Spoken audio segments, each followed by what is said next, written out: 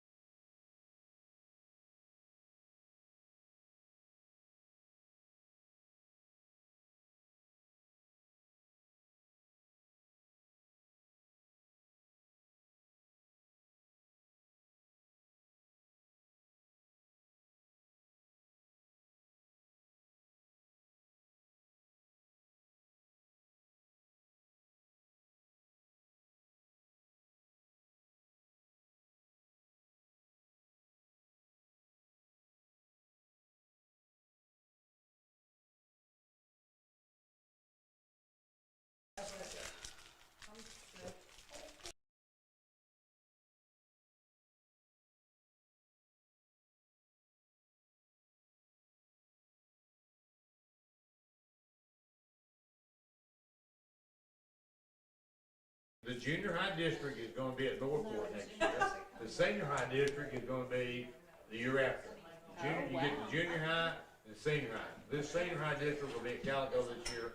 We'll have the junior high district. Next year, you all have the following year, you'll have the district tournament. So.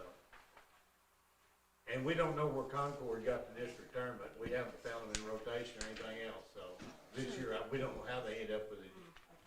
You know, and the coaches voted to use the same people as refereeing as we used last year. Like all of us agreed that we don't want to do that. We're going with a different designate, and we formed a committee. And McCarran is leading that committee and trying to some other officials that are. I told them, I said, all of them are like me. They're old, they're fat, and out of shape, and we need to do. I mean, we can't go. And what happened was the 3A up here went with them, the same people, which means we're even going to get worse officials next year. So we just, McCarn's leading the charge on that. We appointed him to do that. And Green is president, I'm vice president. The following year, the superintendent will be president at Northport, and then whoever gets it next. I think whoever's next. He's like, Whoever whoever's that got the card district tournament, the senior high district that year, will be the president of the association. That's great. And we went over, we didn't even have a constitution, it was awful. I mean, this whole year, and I thought somebody knew something about it, so I didn't say anything, and I should've. But anyway, that's where we're at with that. I think I will take a piece of candy. Here, I can get it to you, what you want? My favorite right there. Okay.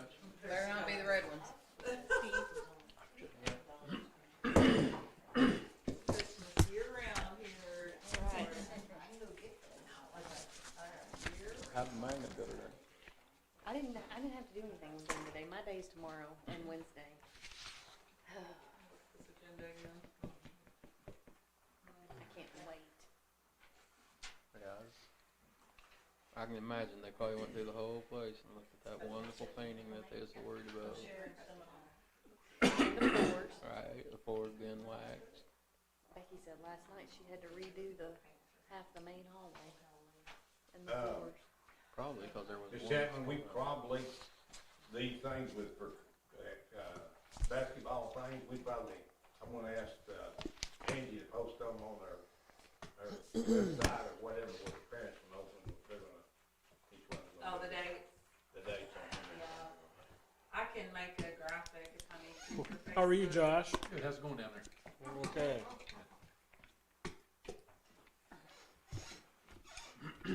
All right, I'm told by the 5 member on the o'clock. end that we're at 5 o'clock. So we'll get started. Mr. Hughes, would you care to open us in prayer? Lord, as always, we're thankful for this opportunity that we have to come together here and to meet as a board and to make decisions for this school here. And we pray that the decisions that have been made in the past have been beneficial to the school district. We pray, Lord, that you'll continue to be with us, continue to be with the staff, the admin, especially the students, as we're again coming to the end of another school year. We're thankful for all the protection that you put upon us so far. We pray, Lord, that you'll continue to be with us through the remainder of this year and through the remainder of the summer as it comes in. And Lord, we're just thankful for this opportunity. Forgive us for our sins. In Christ's name we pray. Amen. Amen. Thank you. All right, next item on the agenda is open discussion, if anyone signed up. Okay. Next item is to consider the previous month's regular meeting minutes.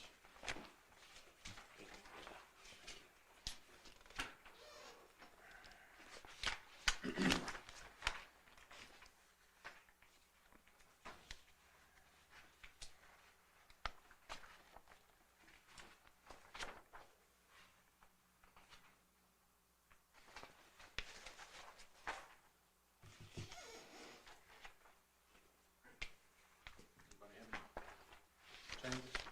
Make that motion. I'll second it. Have a motion and a second to approve the previous month's regular meeting minutes. All in favor? Aye. Any opposed? Okay. Next item is to consider the financial reports and bills. Mr. Douglas asked me to kind of give you an idea of where you stand as far as where we're at right now. And, I've tried to go through everything. The things I see right now, we're overspending in 2 areas. One of them is, transportation. I'm probably gonna be $20,000 to $25,000 over in the transportation. And also, we're close in the maintenance, but we're gonna be all right in maintenance. But we've spent about $60,000 in upgrades, and we didn't take anything out of your building fund, never requested, never moved any money. I haven't moved it out since I've been here. So we're doing, I just like to keep that in a regular budget if we possibly can, and I think we're gonna be able to. The adult meals, we're over on them about, we're gonna be over on them about $5,500, because we got more kids that are eating, and we got more faculty that is eating, and so we're gonna be over on that. The state is behind on this first one here, $53,000 in the operating fund, so we have almost $500,000 in the operating fund. And like I said, you got almost $600,000 in the building fund. You if you'll go to these, but those are the areas that I'm over in, that I know right now that I'm gonna be over in. Everything else looks, I'm under a lot of places too. But we did have to pay $25,000 in salary fund because, I guess I'm misinterpreted what the law said. And, I did have to be out 25,000 on that in the salary fund, but we're gonna be all right there. Go to the federal funds.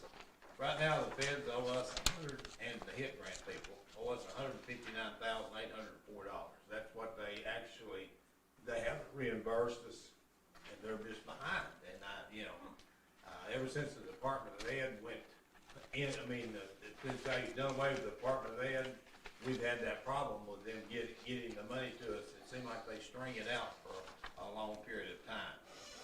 We have got $3,180 that took care of the negative in the preschool, federal preschool. We also got $25,588 in the lunch fund since this came out. So the lunch fund is still in the black, and I'm hoping it will be. Last year we bailed out to the tune of about $40,000. So, and I'm hoping this year we don't have to do that. If anybody else has got any questions about any of this stuff, Mr. Davis, you or anybody else, I'll be glad to try to answer them. I went through the big thing. I went through trying to do minuses and pluses. Well, for example, things you don't even anticipate. This right here, I knew we was gonna get money back from the state because of the 98% thing. And this will be the last, will be in addition to the last, money that's what we get back, because we didn't collect 98%. Oh, So Yeah. we got, there's $99,692 that can come in. Somewhere close to June 30th. That's the way it always does there. It'll come in right before the year's out. And that's simply because we didn't collect 98%. We're almost $100,000. Last year was about 90,000.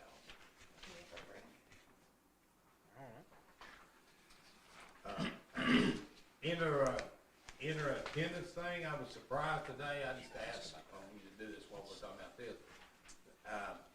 Our attendance, all year long we've been down about 25 kids. Well, the good news is the fourth quarter, we're actually up. The third quarter, we were actually up.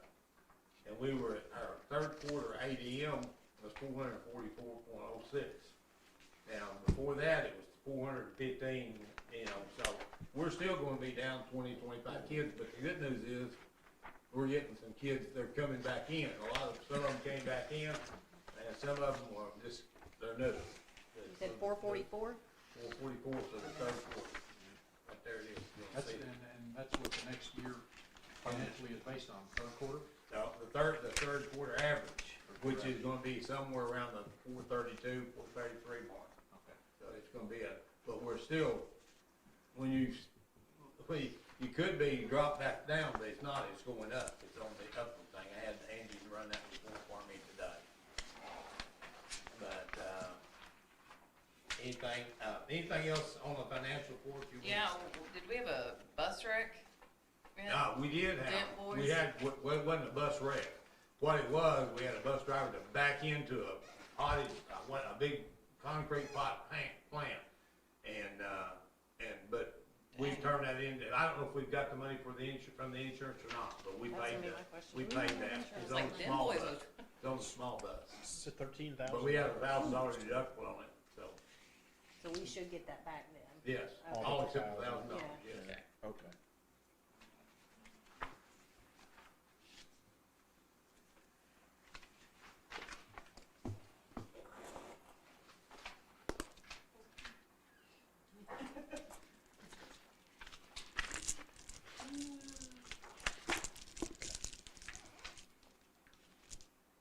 There's also, at the end of the year, we will also do some, like in my Medicaid money, we'll also do some things with it, and, that we'll pay whole salaries. We'll move a whole salary out of that. At the end, we wait till the end to do some of that, move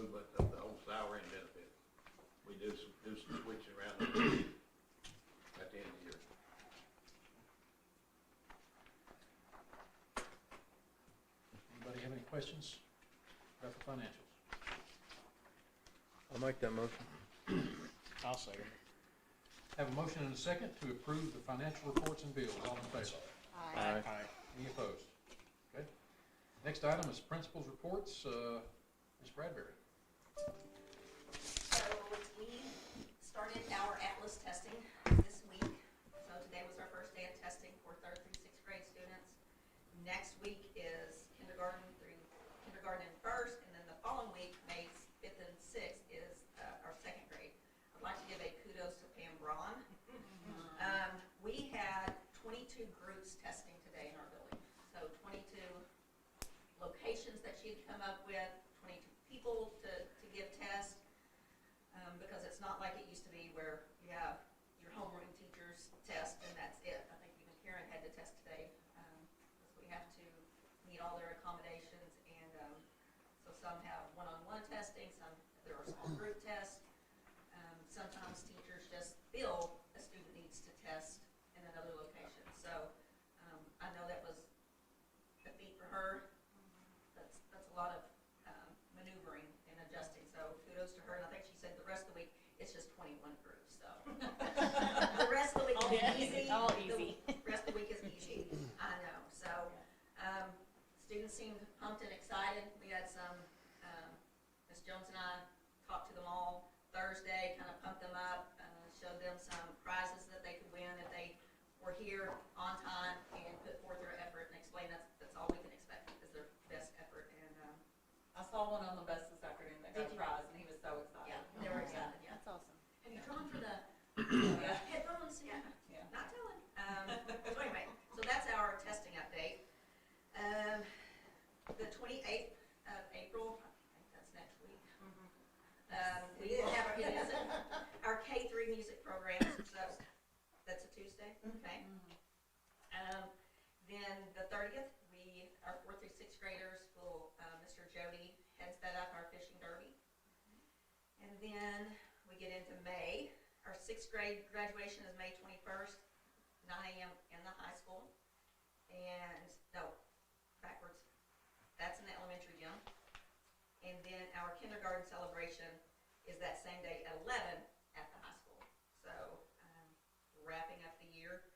And then we have our kindergarten roundup the following week on the 26th and 27th. We concluded our Pee Wee basketball Friday, and we had some champions. Our 4th grade boys received, they were district runner-ups, 5th grade girls district tournament champs, 5th grade boys district runner-ups, 6th grade girls district tournament champs, and our 6th grade boys district runner-ups. And so Mr. Blevins and I have talked quite a bit about this, but those girls are going to be something to watch. There's something to watch now, so they're going to be something to watch. Yeah. That's your, to me, I mean, I know you should have a good bunch next year. And you probably will the following year. But that right there is a group, the 7th, the 6th, and the 5th grade, and even the 4th grade. That's gonna be your next, no matter what class you're in, fixing to cost somebody a little world of hurt. They're gonna be, they're big, they're strong, they're not the fastest group, but they got great hands. I mean, they're just, Got a lot of skill. man. I told them, I said, I'm coming back to watch this much, but I'm still alive. So they're gonna be, they're gonna be something else to watch. And then our elementary archery team, and again, like Ms. Braun, Coach Stratman, he has put in a lot of work with the students, both the Pee Wee players and the archery, the archers. I know it's having both going on at the same time. I can't say enough good about him and all the work he's done. So I'll let Ms. Chapman discuss the middle school, which I think is 6, 7, and 8. Yes. But the elementary is 4th and 5th graders, they were the state runner-ups. The girls division, Aria Zimmerman, one of our basketball players, she was 4th place in state. Molly Walrath, 6th place. Madison Isbell, 7th. And Kinsley Dress, 8th. The boys division, Boone Shooter was 3rd in state. Harlan Glasscock, 7th. Zane Chapman, 8th. So Sebastian Crockett ninth, and wanted to also mention Maverick Carter, who came in 12th. So is extremely proud of them, and so am I. That's awesome. Very good. Great. You did a great job. And that's really all I have to talk about. I think Ms. Chapman and I and Ms. Jones will discuss something else here in a minute, but I'll let you go ahead and get what you have. Okay. There's some things that I left off here because I just today found out a few more things about our arts competition. So I'll tell you about that too. So for athletics, softball, senior night is Thursday night. Right now, they're in second place in the conference. Tomorrow's a big game. We play Viola at Viola. If they win that game, they are tied for first in conference. So we're gonna hope they do well tomorrow. District tournament starts next week at Harrison. Baseball's having their senior night on Friday. If it doesn't rain it out, they're currently in third place in conference, and their district tournament's next week at Harrison too. Track, junior high track district meet is Wednesday at ICC. And then next week will be high school on Tuesday, right, at ICC. So middle level archery, so that's your 6th, 7th, and 8th grade. They won state in bullseye and 3D. And I don't have all the individuals that placed. I posted it, but Tristan Hughes came in first place in bullseye. I think he was runner up in 3D. So yeah, we had a lot of kids in that middle level that placed in the top 10 in the state. So that was awesome. Before I forget, so art, I just found out like right before school ended today, and I just posted it that Sophie Van Leadingham won the Rick Crawford Congressional Art Competition. Awesome. Wow. So she gets That's awesome. 2 tickets to Washington, D.C. to Wow. fly and have her work displayed at the Capitol. Wow. She I'm was passing ecstatic. that out right there, the letter there. Which one was it? This Was is it not the- official, but it the is. stat- official. The cowboy collection, saddle? the boots. Okay, yeah, awesome. And the rodeo Yes. buckles. So I posted that, and with a picture of what won, and we called her into the office, and she was just like beside herself, so excited. AYAA competition was last week or sometime. And I'm still trying to compile that whole list because it took them a while to finalize. Yeah, it just got released today, but huge deal. We won 39 awards, and we were the top school in the state, which is a big deal because in that competition, you're competing against schools from 1A to 6A. Like, it's not divided. You look on there, it says in there that, like, the second was like Bentonville West Or something. Little Rock Central. And that's official Yeah. now. That Yeah, was, that's it wasn't official. when I run that off, but it Yeah. is official now. And Little Rock Central has been the #1 school for years. This is the first time anybody else has won it. Wow. So, Well, and it's also Yeah. impressive, the school of our size and how many Yes. kids we Right. bring yeah. There's some, compared to larger districts bringing less. there's some Yeah. schools, big schools real close to us that had like 3. Yeah. They Yeah. had 39. Yeah, amazing. So great job to Miss Keela and the art program. They are just, and they're doing some murals on If you'd like to campus. see that list, I've got it. Yeah. I mean, we're here and, Everybody else is, yeah. yeah, Oh, You know. anyway, that's it. I'm not yeah. bragging. Not to brag, but we're bragging.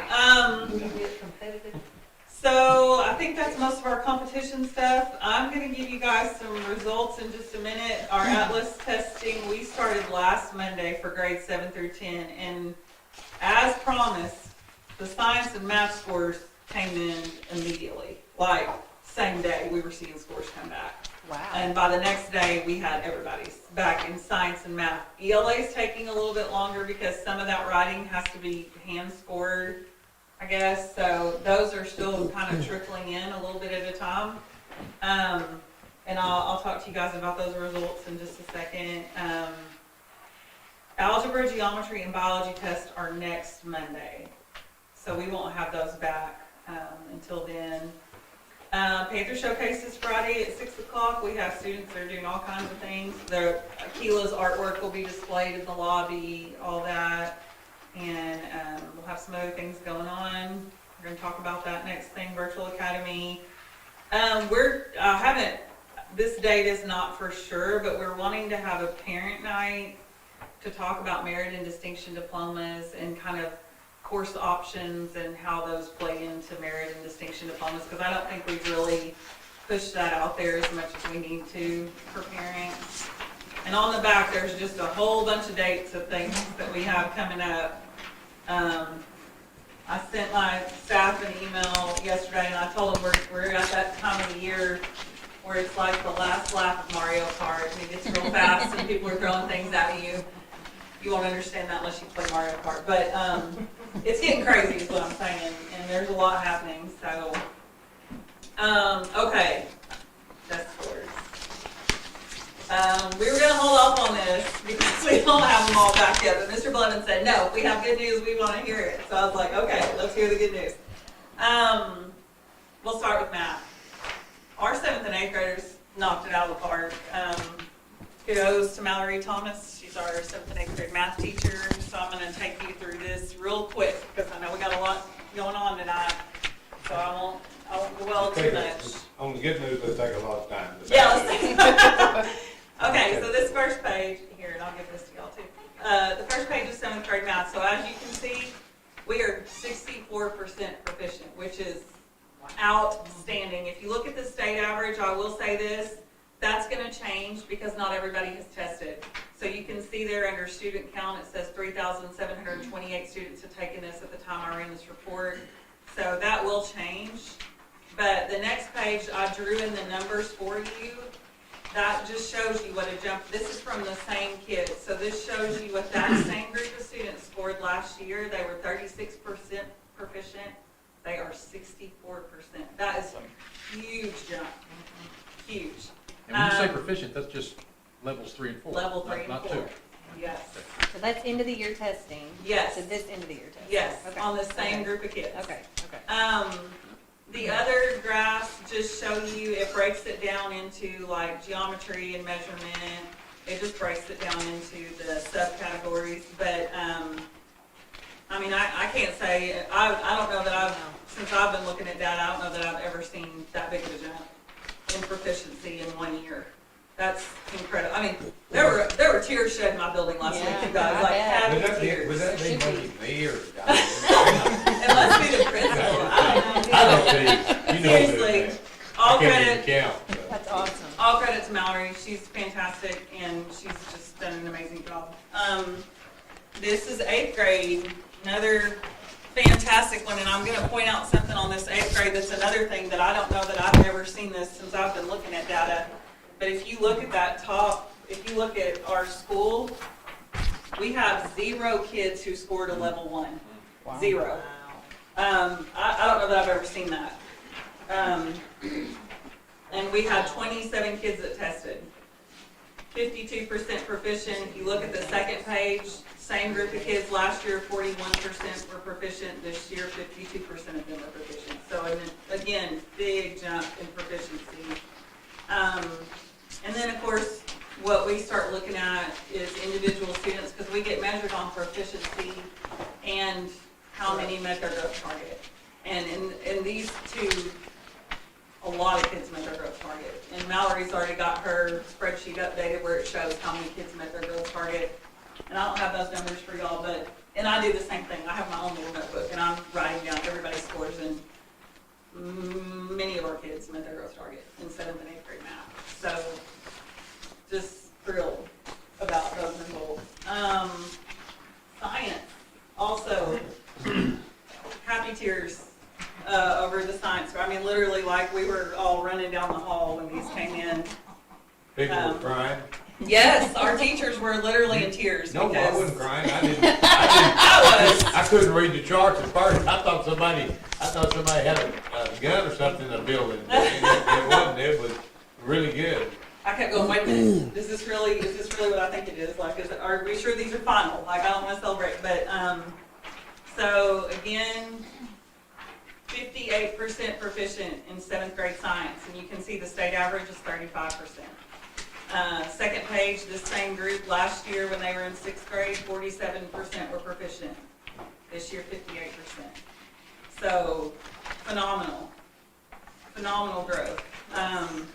And then the last one I'm going to show you, this is the one where I saw, And again, it's that same group, it's the eighth graders where there was no level ones in science, no level ones in eighth grade.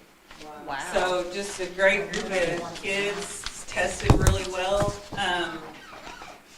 When you see the proficiency in this one, I was like, that number can't be right. That can't be right. 64% Wow. proficiency in eighth grade science. Again, Miss Bird, Miss Hughes, just doing an outstanding job. And you can see on the second page, last year 47% were proficient, this year 64%. And the same kids, same subject area. So, There's 100% on here. what? There's 100% on here. 100%? That means tested. Like 100% of the kids were tested. Oh, And I'm telling you, that's Miss Braun, because, well, and we also kind of robbed them with a field trip. He's looking at this. Oh, okay. They Let got me a That's explain. 100% proficient. That's a That- certain set of kids. Yes, that, don't pay any attention. The one you want to look at is the one that says Stacy Bird, because she's the teacher that has all these kids. She's the science teacher.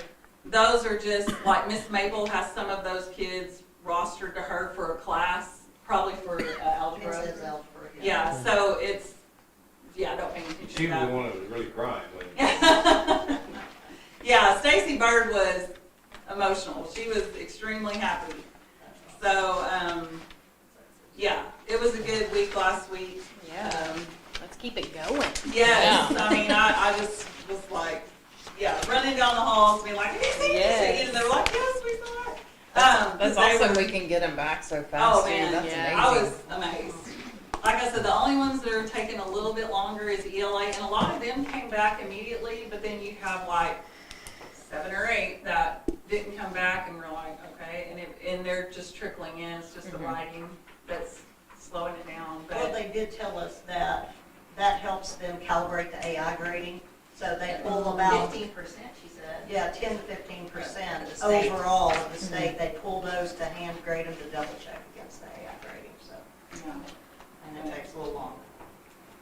Great yeah. work. Thank y'all for all your hard work. Yes, Thank absolutely. you to the teachers. And all the teachers, yes. Yeah, Yeah. just incredible, and like I said, probably by the next board meeting, we'll have all of ELA back in, and then we'll also have algebra, geometry, and biology. And they'll have Yes, theirs. and I'm working on a district spreadsheet that's gonna show you last year versus this year, district-wide, teacher, grade-wise, so we'll have that ready. Hopefully by next board. What did the teachers contribute it to? You know, I talked to Miss Bird about that, because of course, we don't have tutoring for science at all. Our tutoring is only for math and ELA. I do think the tutoring, of course, anytime you increase reading, that's gonna help with all your test scores, because they're gonna understand the test better. But I really, at the high school, just talking to people, I think that kind of the focus on the data and explaining it more to the kids and talking to them about it, and them understanding like, oh, this test is like something we do need to take seriously and that we do need to try on. And then my big focus has been this year, we're gonna be in class. We're not gonna be out of I was class. fixing to Yes. comment on that right there too, because you're not giving yourself enough credit on that, because the halls are pretty clean. Yeah. I think that helps a lot, just keeping kids focused Yeah. on what Mhm. they're You know, there for. when they're not in class, they're not learning. Mhm. Yeah, so, yeah, big shout out to our teachers, I'm super happy. Well done. Very good. Yeah, did y'all have any questions about any of that? That is confusing about the 100%. I don't even look at that because I know what it is, but I see what you're saying, that's a little confusing. You want me to do the curriculum piece first, and then I Then said. talk about the virtual. Okay. Yes, ma'am, please, if I'm right, Mr. Davis. Sure, yeah.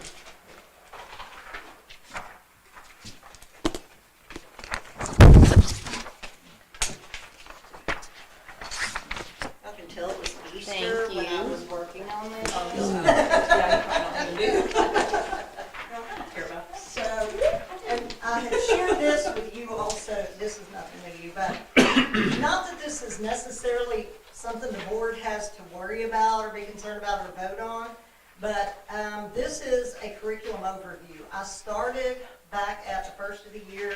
I sent out a survey to all the teachers, asking them for input on what classes they taught, what curriculum they used, how much did they use it, what supplementals, all this kind of thing, to find out where all our money was going and what we were spending it on as far as curriculum. And one of the issues that Mr. Blevins and I talked about, and I said I really want to get a handle on, we talked about it last fall, was I said we really need to set up more of a rotation of adopting curriculum instead of trying to pay a little bit on everything every year. We need to really start to cycle so we can focus on things. So been trying to figure out how to create that cycle, what we had to have right now, what we could push off and so forth. We also had several areas that have not had any kind of curriculum update in a very long time, social studies at the high school being one of the main ones. I've also added health down there. That's one we're going to have to look into because the health curriculum, I'm fairly certain, still has some images from the 70s in there. So what you're looking at here is what I have compiled of what needs to be adopted for this next year. And I was trying to get as close as I could. I've been pulling in quotes from a lot of companies.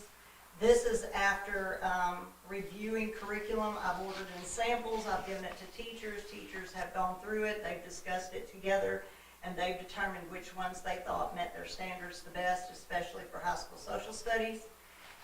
We also had a situation at the elementary where even though we had one more year of an adoption with some elementary ELA curriculum, we had a little hiccup with that curriculum, and that came from the State Department. Basically, the curriculum we adopted 5 years ago,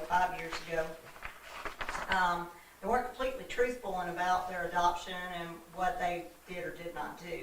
The State Department basically nullified part of that adoption and said that wasn't, that did not meet the HQIM, so I'm not going to give you the whole long story, but anyway, we thought actually this may be a great time to just go ahead and adopt new and make sure that we're meeting the needs of the teachers. And the teachers over there have been reviewing different curriculums. And this is basically after all the reviews, teacher meetings, samples, examples, all this kind of stuff, what we're looking at going forward this next year. And I've got it divided into areas, and then when it has to be renewed over here on this.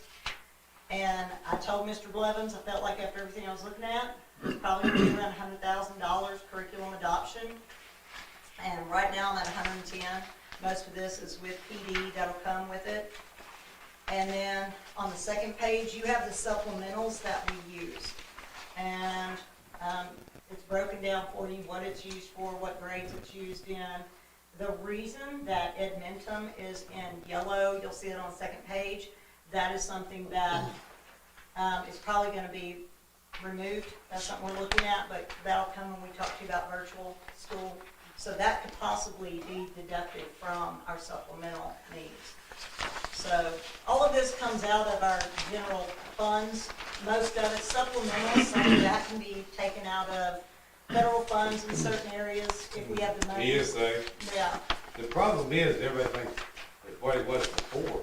And I'm just gonna tell you, what it was before, y'all were getting all this federal, this ESA money. And every time this curriculum would come up, you say, I'll just pay for it out of that. Pay for it out of that. When you got down to about a third of what you, or a fourth of what you normally got, Right. then what are you gonna do? You're gonna pay that out of the operating fund. You don't have any choice. Yeah. So that's why, when they started coming in this year, they'd say, oh, this is $20,000, this is $5,000, this is $8,000, this is $9,000. I go, what the crap is this? Right. I mean, it wasn't what you spent last year, you didn't spend that. No, well, that's when we got an adoption. So I asked Mrs. Jones to put this thing together where we kinda got an idea of from year to year to year, how much we're gonna spend. When you budget, and that goes into your budget, you might have to take something out of another part of that budget to pay for that, but you need to know At least it won't be a surprise. an estimate of what you're gonna have to spend out of Yeah. that. So do we have some historical numbers to Do compare what? this to? Like, could we go back 2 or 3 years just to see? Well, you How could, this lines up. you could have, but I don't know if we've got records that go back 2 or 3 years Well, on some of this stuff. I did not print you my top page. That was kind of where I got started on all of this. But that was part of what I did, was I tried to go back the past couple of years to find out this is it, and I can share it with y'all later if you want, but I went back and I was asking, when did we adopt this curriculum? How much did it cost us? How many years did we adopt it for? And that was my top page, and I was gathering that information as far back as I could for when we adopted what we did. But what I found was that many times we would adopt something and we would adopt it for a year. And then so every year, and so first it was just this one, and then it was this one and this one, and so that's what I was noticing, is that every year was just another year's worth. And, you can, of course, get a discount when you buy multiple years and so forth and so on. So I could share that with you, but I didn't know. We even Yeah. in July and August found bills for Yeah, the year that was supposed to be paid last year that Yeah. wasn't, that we paid this year. so, and that's what he said. One, I said, we need to know what we're spending. Sure we And he do. told me that early on. He's like, where did that come from? I said, this is where they paid it from before, So anyway, trying to give you a heads up. So at least now you've got a heads up of about, and I think, of course, prices are gonna increase, costs does increase over the years, but it should be around that amount as we go forward. And what this back page is a projected rotation of curriculum adoption. And what I've done is, like this yellow shaded area, you'll notice it says 2026, like under ELA K3. We're going to adopt it this year, and it's going to be paid up through 2028. We'll have to re-adopt in that 2028 year. But if you'll notice, under 2028, the only thing that's going to come up that year is elementary ELA. Notice that high school ELA, we're going to push that off. We need to renew this year, but we're looking at changing the curriculum to something that's going to better suit us. It's still an HQIM, and since we're considering it, we're still good, because we have one in-house, and we're looking at a new one. So we're going to push them off to next year, and then we won't have to re-adopt that until 2030. And so what you'll notice is, 2026 and 27 is a little convoluted there, but as we move forward, I've tried to pace it to where we only have one major adoption each year. Health. What we're doing next year is basically catching up, Yeah, and then trying to get in some kind of rhythm. Yeah. So, and then try and get into a rhythm. What kind of discounts do we look at for multi-year? it depends on the curriculum we're looking at.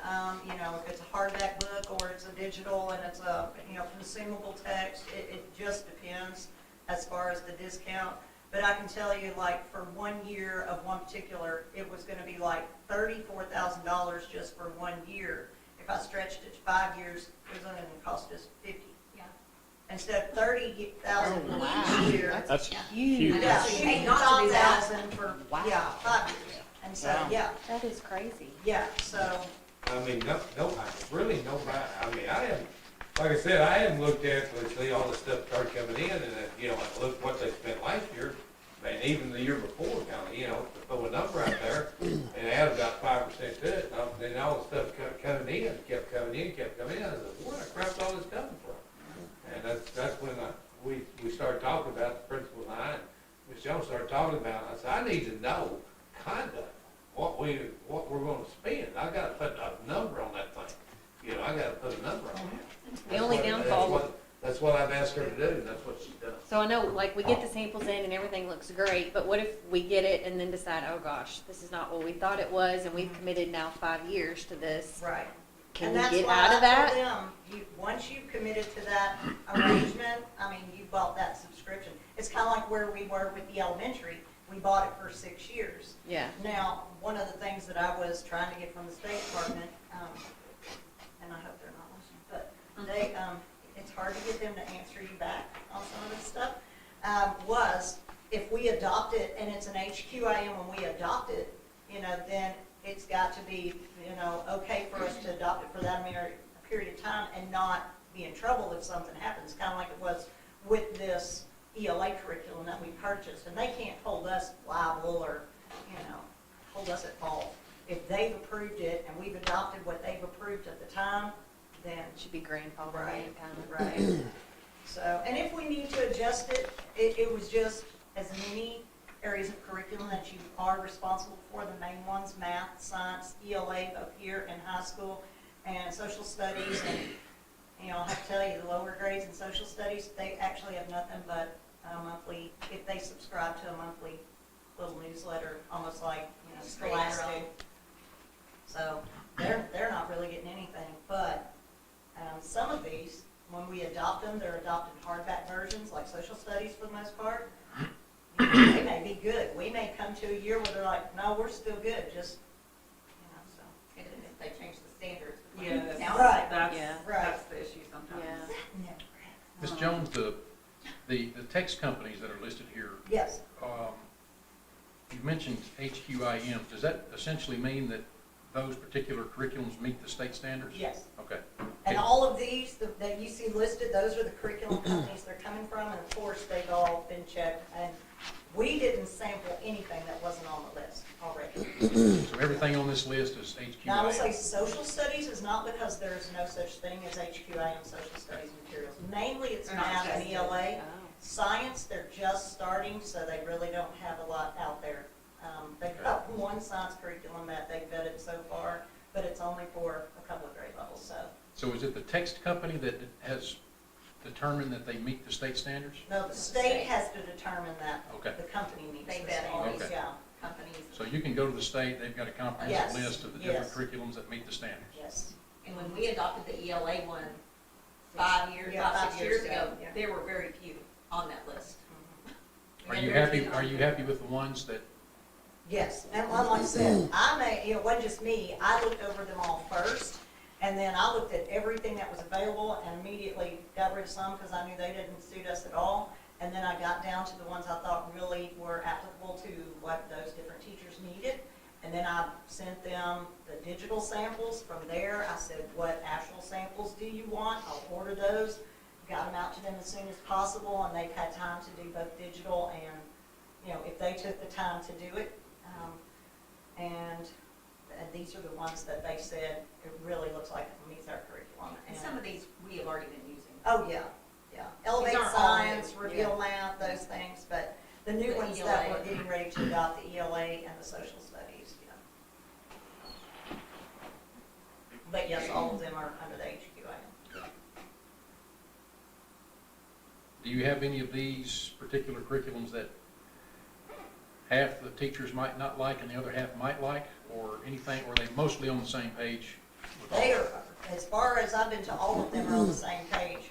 You know, I did not, for example, if you look at 4-6, notice that K3 and 4-6 are two different. Well, the curriculum that best suited that K3, which is that early reading, emergent reading, and all of that, that company had something up through grade 5, but the upper grade teacher said, it's not enough. You know, it's not enough. And so I said, all right, let's look at one that's good for 4-6. We used to have 6 included with 7-12, but what 6th grade and what elementary decided, and what Ms. Bradbury and I talked about was 6th grade was kind of standing alone in the building, not really connected to that. You know, we're not a middle school where it's 6 through 8.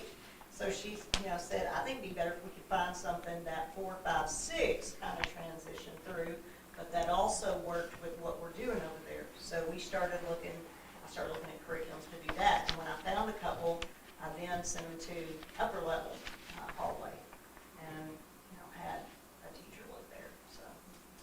And we're getting possibly 2 new teachers in that end, so we relied heavy on remaining, yeah. Thank you. You're welcome. So, all right, can you talk about the work of the county? Sure, yes. Since they're up. Yes. We're up.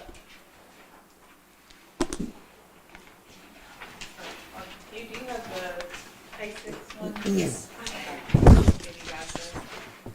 So this, y'all know, we kind of talked about this at the last board meeting. We started looking, I started looking last semester, is kind of when this all started for me, because I noticed students that were leaving us in my building were not going to another school. They were going virtual. And I think I told you we had 13 this year that went virtual. And then I also had Miss Angie pull the homeschool list for me of the district, which is pages long of students that live in our district that are homeschool students. So we started thinking about this a while back, and Karen and Miss Bradbury started helping me reach out to people at different schools and kind of find out what they're doing. We talked to Cotter, we talked to Mountain Home, and Karen contacted some people at the state because we wanted to make sure that we didn't have to have any kind of special approval to do this. And they're, with virtual, it's kind of like with a curriculum, they have an approved provider list. And as long as you use one of those approved providers, you don't have to get any kind of special permission from the state to start a virtual academy. So, we started looking into that list, and Karen can tell you more about kind of one of the ones that we found that we're looking at. But, basically, the way that we're looking at this is not, kind of targeted towards some of our families that are already, their kids are already virtual, but they still want to be part of our school. Bringing those kids back where they're a Norfolk student. And I had a mom talk to me at a ball game this week. I had another one talk to me at a restaurant last night. Her son is one of the ones that went virtual this year. And she actually said to me, I asked about this student, how's he doing? She's like, oh, he's doing good. You know, she said, well, I saw the thing that Cotter's going to do, and I think we're going to enroll him in that next year. And I was like, well, hold on. Wait just a minute, because we might be doing something. So we just, this kind of rules that we have for K-6 and for 7-12, we looked at what some other schools were doing, and then we kind of tweaked it to fit our school. So like at the top on attendance, where you see where it says like, if the student fails to log in to virtual courses for 4 consecutive days, and we chose that number because that's our school week is 4 consecutive days. So, this, basically what this would do if a student enrolls in this, we would have a coordinator here at school that works with that student and their family to make sure that they are logging in, that they are, doing what they need to do, that they're staying caught up. And there are, on the back, it tells you, if the student is not, if they're not logging in daily, if they're missing too many days, or they don't have any activity in those classes, that they would have to return to seated. So it's a way that we can kind of keep in touch with that student and make sure that they are completing what they need to. Ms. Chapman, these are interactive too, right? I mean, you can see the teacher can see the student, and they're required to log in. Go ahead, I'm sorry. Let me go ahead and explain. Yeah. And I'll be honest, when this was mentioned, as far as elementary, I thought, no, I want my students on campus, especially lower elementary. I want that teacher, that relationship. And I we really still think that's prefer that. important. Yeah, right. Yeah. Kind of old school, I think, no, if they need to be here. However, then I got looking at the homeschool list. Because I thought, I don't want this to be an incentive for students, for parents to pull their students out. They just don't want to get up in the morning to go to school. But then I looked at the homeschool list of kindergartners. I mean, we don't have a lot that are pulling theirs and going homeschool or going virtual. So I thought, why change something if it's going well? But a lot of the there were several kindergartners who were homeschooled. So now I thought, well, I would rather them be our student. They still would be our students. Yes, Right. yeah, that's what I'm saying. If we had this, at least we could draw those. I thought, honestly, if we offer this virtual academy, I don't see a big rush of students leaving our campus to go there. But hopefully we could reach these who are homeschooled and have never set foot on our campus. We could reach them and maybe even eventually get them on our campus, which would be great. So, but then Ms. Jones and I, she made a phone call and we were sitting on the phone call, and after the provider that we spoke to, I was really a lot more comfortable, and I would feel comfortable with it. So I'll kind of let you go over kind of what So all was discussed. who leads it? Well, that's Karen Miller. Yeah, she'll kind of tell you about the Yeah. We provider. decided that you're gonna be the contact. Guys, they're calling you. No, You're the person. I will tell you, I think when we sat and looked at the numbers, we knew at the high school when they, I'm not, all the reasons, but when we pulled the numbers, I really expected them to be heavy in the high school, junior high school. I wanna say we counted like 63 kids, Homeschool. homeschool or virtual, 63, and 13, maybe 15 were high school. You talking that's, about kids that aren't part of the school district they now? are in our They are. district, They but are they're either homeschooling. homeschooling, virtual schooling, something other than being here. But they're not counted as enrolled. Right, Correct. right. So where are We they don't doing need to virtual count 'em. school through, like a outside Arkansas program? Connection. Okay. Yes. Okay. $600,000. Yeah. So when they're leaving our school, they go to usually Arkansas Connections Academy. And Connections Academy is its own, and basically when they leave us, they register with them as if they're attending a different school. It is its own, LEA, it's a public school, but it's just virtual. So that's what we got to checking into was, how can we have virtual option that still have them as a student, where they can still compete, they can still be a part of our CTE courses, they can, they're a Panther, they're still a Go to their Panther. prom. They can go to prom, they can come to activities, they can That's walk. gotta be an advantage over what they're Yeah. already doing. Exactly, and Right. so that's what we started checking into because we knew that others were doing this. So, long story short, we started checking into what were the digital providers that were out there, one of which we're using in Edmonton, but several of the options were, you pay this amount to have access to the service, but they just have to do it on their own. But then it's additional this much per course, per teacher, to have that live interactive person. Well, there is a virtual option, and it is called the Virtual Academy at the River, and it's actually through one of the co-ops. It's called the Co-op at the River, just like we have OUR in Harrison and North Central in Melbourne. This co-op has been doing this now for a while. They've got it down. They've got it going. And basically, our kid, and they serve K-12. And they have, I even brought the course catalog in here. I said, I don't think we need to show you that, but it is thick. What did I do with it? Oh, there it is. This is their course catalog from K through 12 of everything they offer. So, those are all the things that they can get, and it is with a teacher. And their Arkansas teachers are certified. limited. Yes, they are Arkansas certified teachers. They teach Arkansas standards. They have a limit to classroom size and that kind of thing. Now, when I was talking to Pam about this, I said, if we have a high school kid that wants to graduate and walk with Norfolk, they still have to meet Norfolk's graduation requirements. So whatever electives and those kinds of things, they would have to get those. So they may take their core and most of their courses here, but they may come to us for PE, they may come to play basketball, they may come to do CTE classes.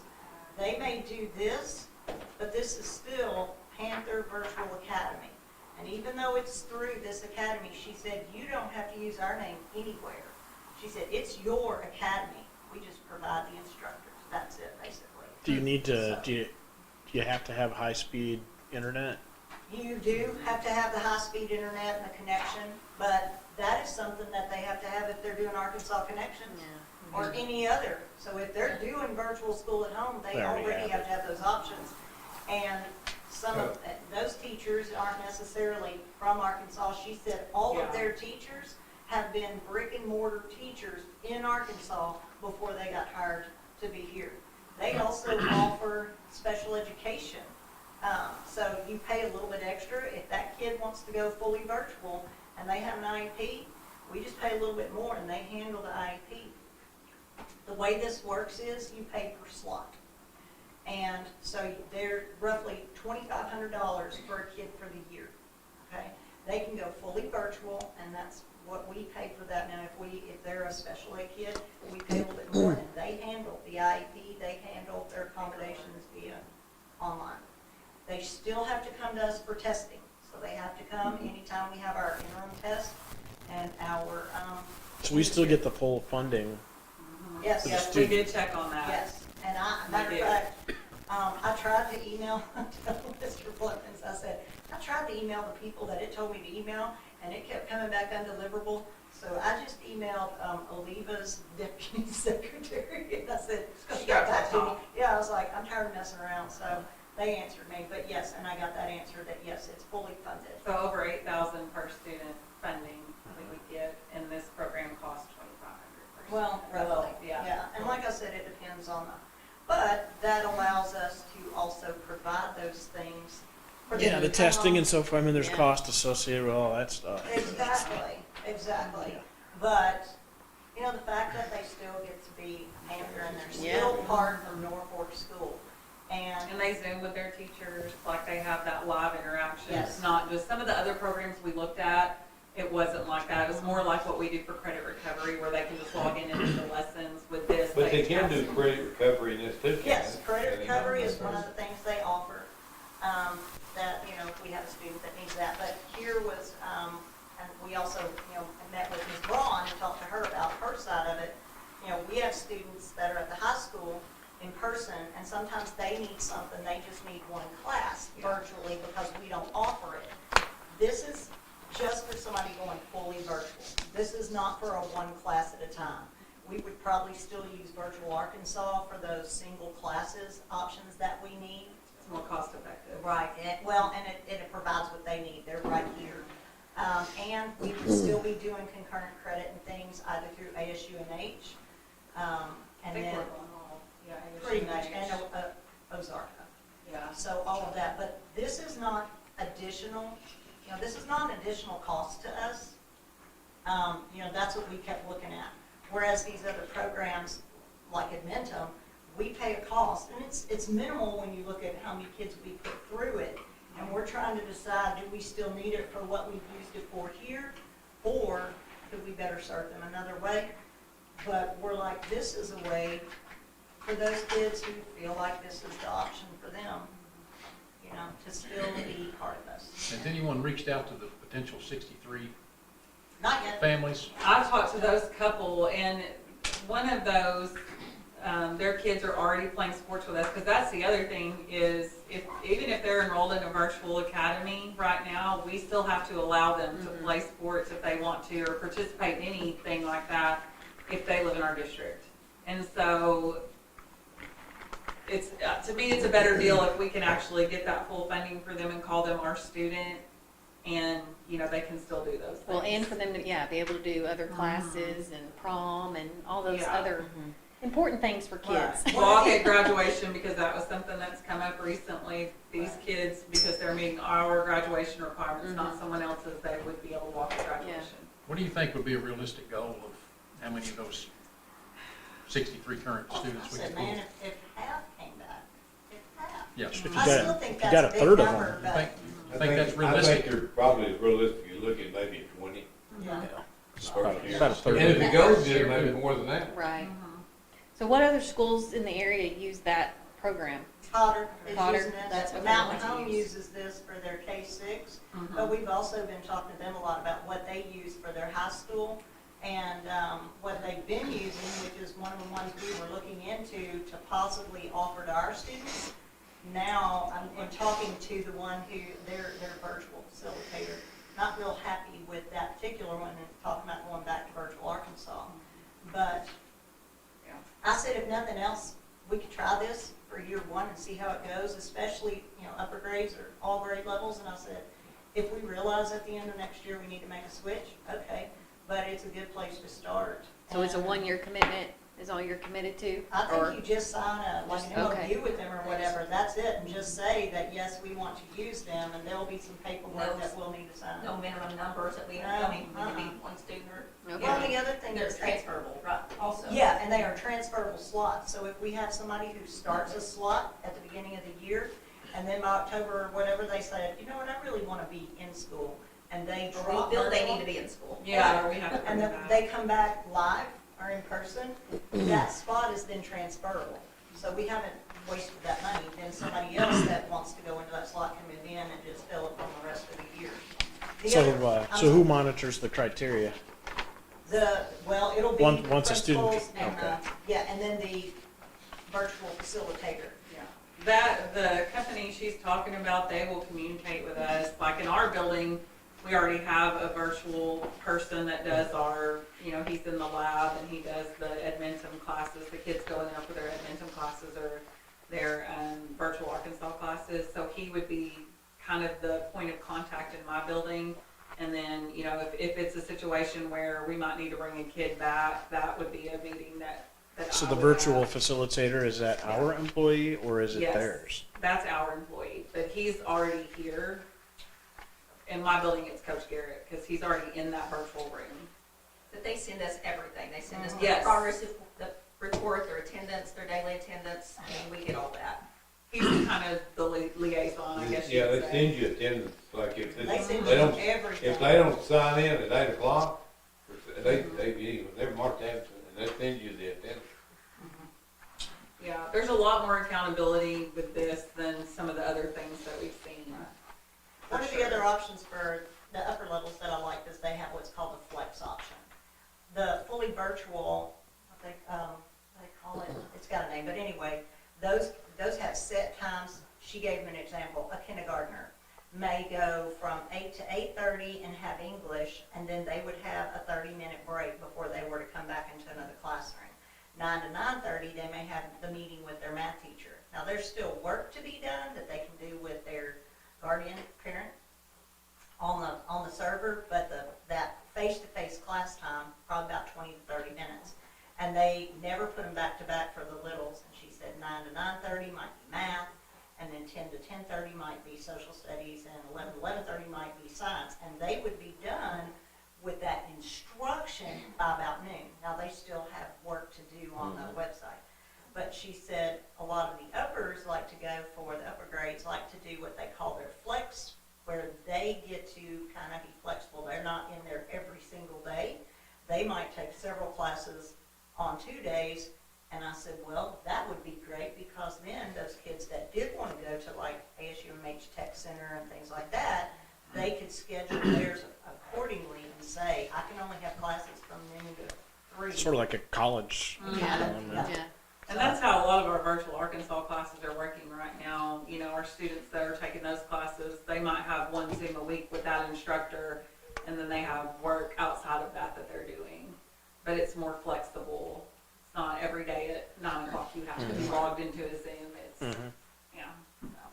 So, but This is something, I'm sorry, is this something that could be put into place and in effect before the start of the upcoming school I year? would say as soon as possible, because we need to have a meeting, Parent an meeting. information meeting for parents and anybody out there who might be interested, so that they could come in and do the same, ask questions and get information. before and- that school. Do you have the choice contact deadline. information for the 60 some odd folks already, or students? We do, and that report that she ran, it had, I know it had addresses, I don't know if it Well, had I phone did numbers. not. Oh, it didn't? No, but maybe she. Angie just has had all, because I guess they have to register, you know, if they're homeschooling, they have to register or whatever, the but. state, and they Yeah. send us a list. Yeah. I mean, it doesn't come to me, so Right. that's, we And can so- get it from To Angie. me, there wouldn't be anything wrong with calling them and telling them what you got. Inviting them to an information meeting that Absolutely. we want to Here's have. what I we think got. you'd want to do that. Yeah, I think a good idea for those that are enrolled toward the end too is see how they're liking that program that we're using. Like if they, and if we need to make changes and stuff once they've been doing that for the school year. Yeah, and I don't see a mass exodus happening, because some kids, this virtual does not work for them. We've seen that happen where they think that it's gonna be great, and then they come back to us 2 months later and they're like, no, I can't. Sometimes it doesn't work for the parent either. Right, exactly. Yeah. That's what I experienced during COVID. Yes, that was terrible, yeah. So, yeah, I think there's still gonna be kids that want to be in our building in a traditional school day. You know, for my kid, I don't think this would work well for him, because Right. he needs the structure of being Right. in a school building, Mhm. and some kids just do. You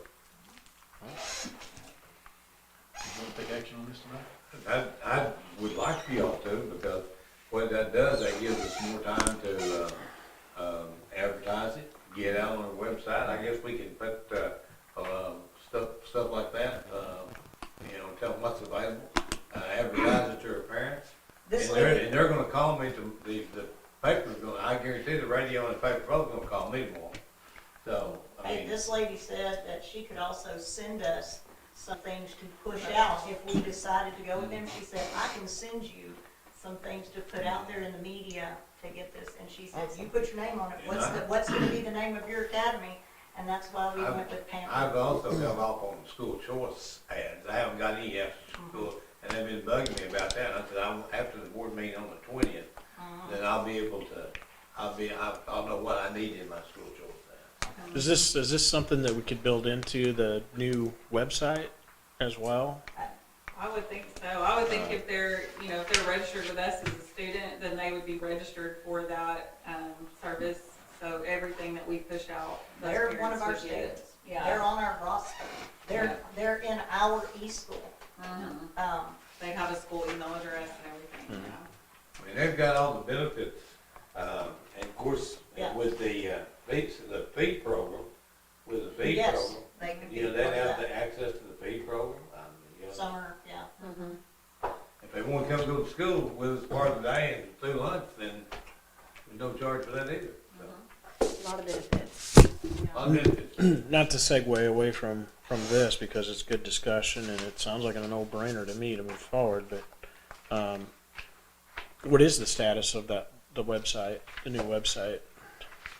I got a thing today that said that as far as I know, it's up and running. Well, we're not using none of that. We've not been trained on any of that yet as far as Parent Square goes. Is that that's the one we Yeah, know it's with Parent Square? Parent Yeah. Square is the We got an one we decided, invitation, Miss Bradbury and I got an invitation to join it, but we've not been trained on how to use it. None of that has happened. Well, that might be, when's their next in-service day?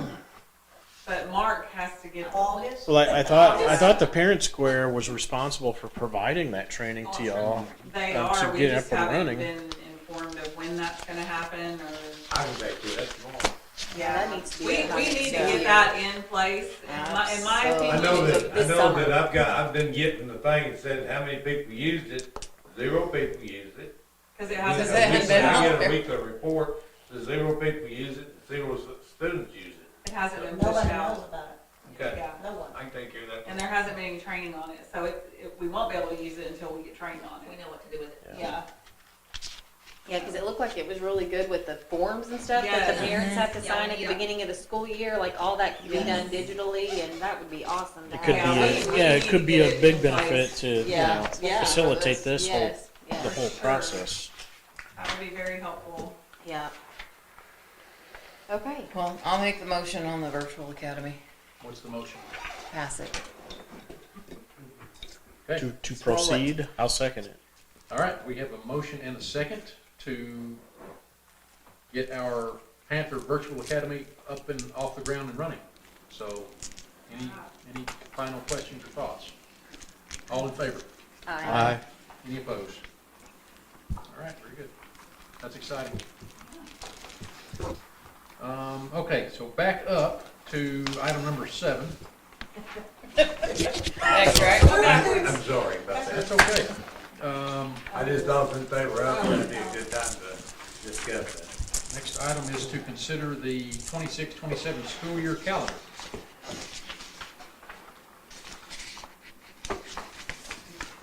I gave you guys, there's 3 pages there. And I can kind of explain the first page just so everybody, so it's on the record that this was presented. Ms. Bradbury and I, neither one were able to attend the PPC meeting, and what they tried to do in this first calendar, there's a certain number of days you have to get in per 9 weeks, per semester, all of that.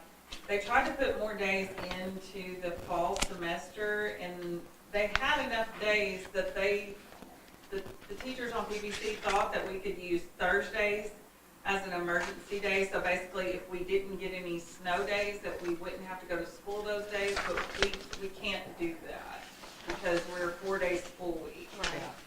So where you see those Thursdays in blue, that's what that was about.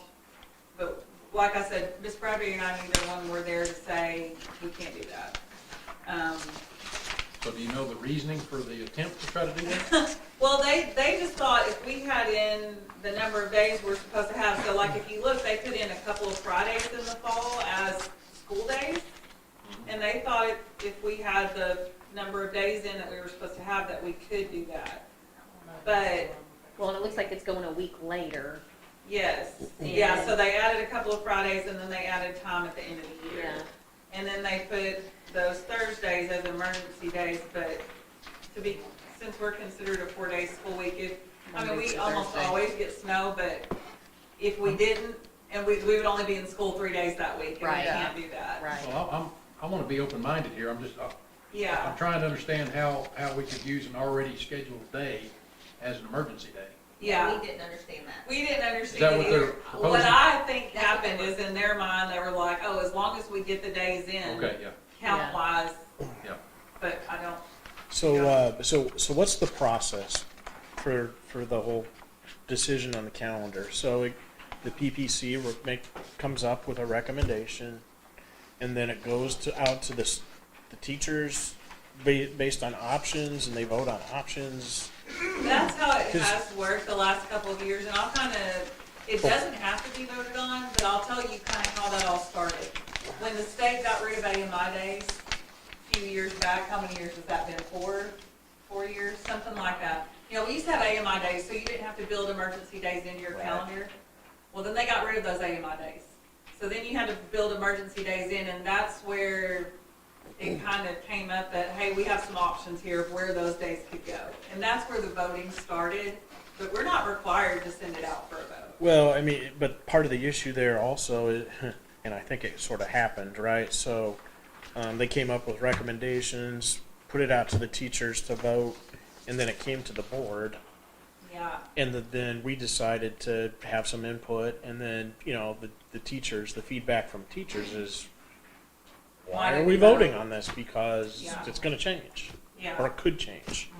Yeah. Yeah, and that did happen, and one of the things that happened too was the certified teachers versus the classified vote was different. And I think the certified teachers, when they look at the calendar, a lot of times they're thinking more about testing and how can we get those days in before testing, whereas some of the classified staff is maybe not thinking as much about that. And I knew when we talked to y'all, that was kind of your focus too, was how can we get days in before the testing window? Because of the ones that voted to just add the days on at the end of the year, most of that vote was classified staff. So that's kind of, so then they kind of went back to the drawing board and came up with this, because they were like, oh, okay, well, if their focus is getting days in before testing, what about this option? You know what I mean? Yeah, but So then then there's- it kind of went off It's the a lot of rails. frustration that can Right, come into Yeah. play, right? yeah, and I can understand that. Doesn't the classified have their own PPC as well? They do. Do those not need to meet together so that the teacher's gonna explain it to the classified and then it all be in Yes. unison and That is how it probably should work. instead of the mass Yes. vote? Yes. And I That believe is- there are a few new ones on PPC, especially the chairperson, and so when Ms. Chapman and I met with her, because we weren't able to attend and we saw this, she wanted some clarification, so we met with her. And I kind of warned her about that, about the voting, that it, and Ms. Chapman talked about too, that really the PPC is supposed to be working with the superintendent to create a calendar, and Ms. Chapman and I can be able to PPC meetings too, to come up with the calendar. And so when you ask for people to vote, and yet their votes mean nothing, it kind of didn't put Yeah. us Right. sour taste in some people's mouths. So I said, you just need to, just be Do careful it with that. differently maybe? Yeah, yeah, because there are all kinds of rules, and Ms. Jones and I found this out last year or 2 years ago, I don't even remember how long it's been, when we started trying to figure out, okay, how many days are we supposed to have in a semester? And it was, she had to call, I don't know how many people to get that information, because we're a 4-day school week, and it's different for 4-day school weeks than everybody else, and she had to really dig to find all that, and bother a lot of people. And so a lot of times teachers that are on the PPC may not know all of those, and we did send them those rules, but like the thing about the Thursdays, I don't think that they understood that even if they put those days somewhere else, we're a 4-day school week, so we Right. have to be in school 4 days. So is it typical, I mean, is this something that comes to the board on a regular basis? We look at the calendar. The every calendar year? has Have to. approve it every Yeah, year. the board has to approve the calendar. Okay, Yes. so that's, Yeah, so typically, yes, it does kind of, even if you see problems with it, then Okay. it goes back. But it doesn't have to be voted on, that was just a courtesy thing, like I said, that happened when they did away with AMI days and we had to build in emergency days, that's where that kind of started. I've got a selfish reason for wanting to start on the 10th. Okay. I've got a selfish reason, because I want my buses running out there where they're gonna be running before all the other school districts start. Oh, okay. Oh, they're running bus here.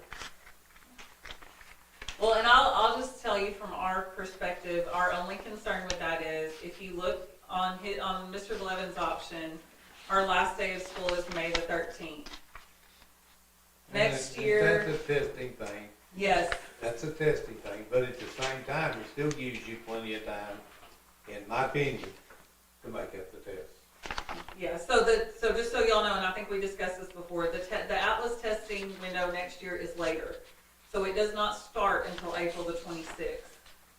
And it does not end until May the 27th for the summative test. So we're getting out 2 weeks before the testing window ends, which is okay as long as we get all the testing in.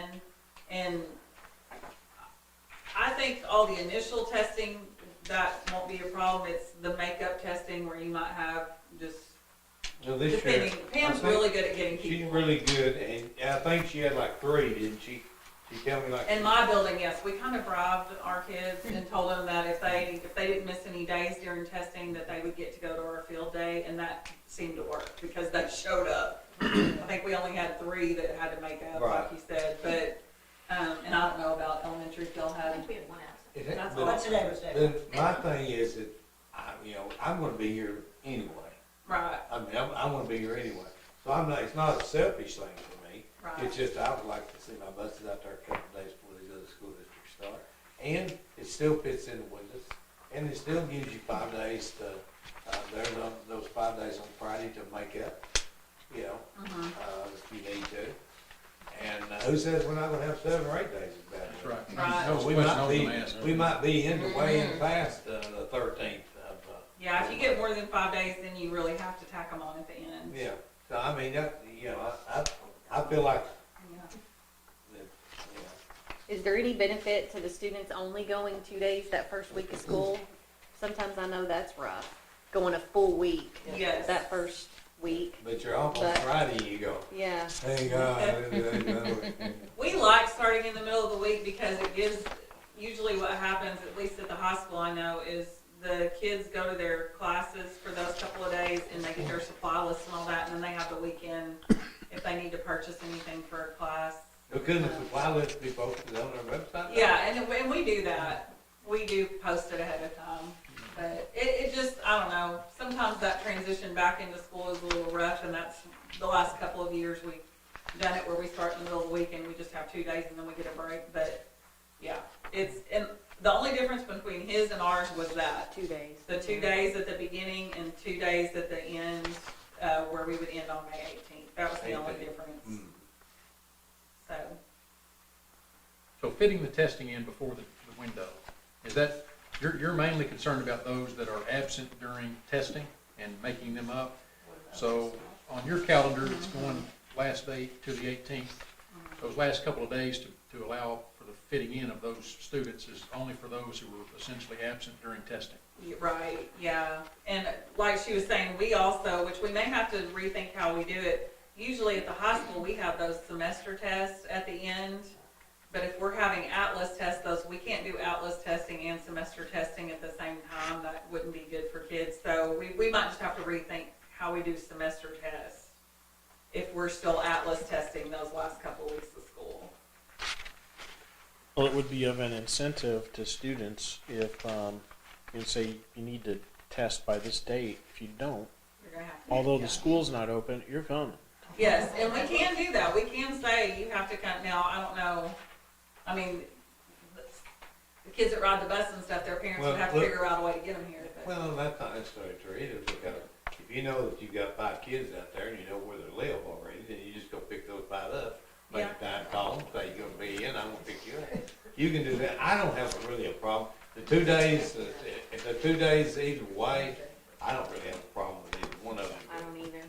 Like I said, I have a selfish reason for that. We can start running buses even if they ain't picking kids. We could just Yeah, drive we around could drive town. around. Yeah, Free we could advertising. just drive around. We did that in July.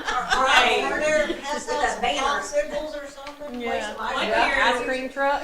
One year when I was at Westside during one of our PD days, they loaded all of us teachers up on a bus and they took us on our bus routes to see where our kids lived. And that Oh, was a that's really, Yeah, that's a good idea. Oh, really eye-opening Osceola experience. does it every year, and Yeah. most of us should do it too, but That's a good idea. Candy.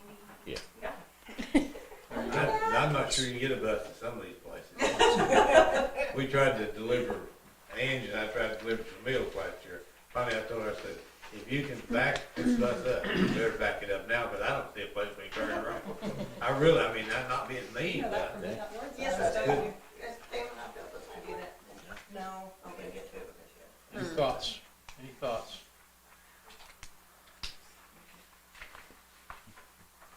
Both of the Blevins option and the principal's option alleviates my concern of Yes. testing. Okay. Testing. Yeah. So you guys decide. So, Oh, Yeah, I'm good either way. Pick one.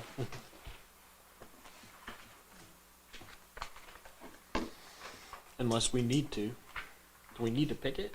Or can we say option guys A have to or vote on option Yeah, B? we have to vote and- on We have it. to vote. Mr. Blevins is the superintendent, so he gets to make the recommendation. yes, that's what I was going to say. You officially oh got me.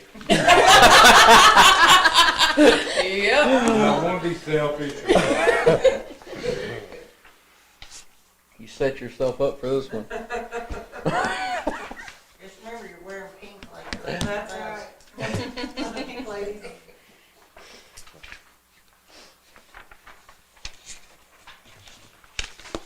You can go with the principal's option. That's the only, I only have the selfish, I just like to hear about. I mean, drive them around. I don't care. You don't have to have kids on them, drive them around. We can take a That's the only teacher bus reason I ride. would do that. And everything else matches up at the same time, except we get out to 18. I don't have a problem with that, either. Like I said, I'm gonna be here anyway. So if y'all feel strongly enough about it, do you feel strongly about it? I think just from speaking to the teachers, everybody really likes the Wednesday start date. Okay. Go with the principal's option. We'll change that to the Blevins option. He's not The saying a principal's word option. over there. She has class from day one, so she. I'm gonna make that motion before he changes his mind. I'll second it. second, okay. We have a motion and a second to approve the principal's option for the 26-27 school year. All in favor? Aye. Any opposed? Now, do you know why he went with that? Because if anyone has a problem, it's True story.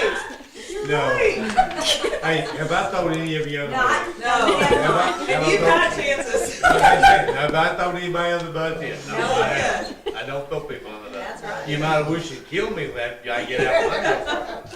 Anyway, this is one I threw you under the bus under, and I'll tell you why. I'm sure she's called some of your board members and said, thank you for, putting tennis into our, thing. I've not had any She calls. did Darren, I think. But anyway, I made a commitment to, Miss Grass. Mr. Rice. And the reason I did that was because she does a real good job. She's got 3 kids, and she's probably going to put them somewhere that they have a chance to play tennis. So I thought, well, $3,530 is a lot better than $30,000. So, She helps And- with archery and and does she a really does good help with job. archery, she helps with everything. But this is, so I made a commitment, $3,530 commitment. And if we want to play competitively and be in a league, I can do that by Friday I saw that email. next year. Do we know what the interest would be beyond?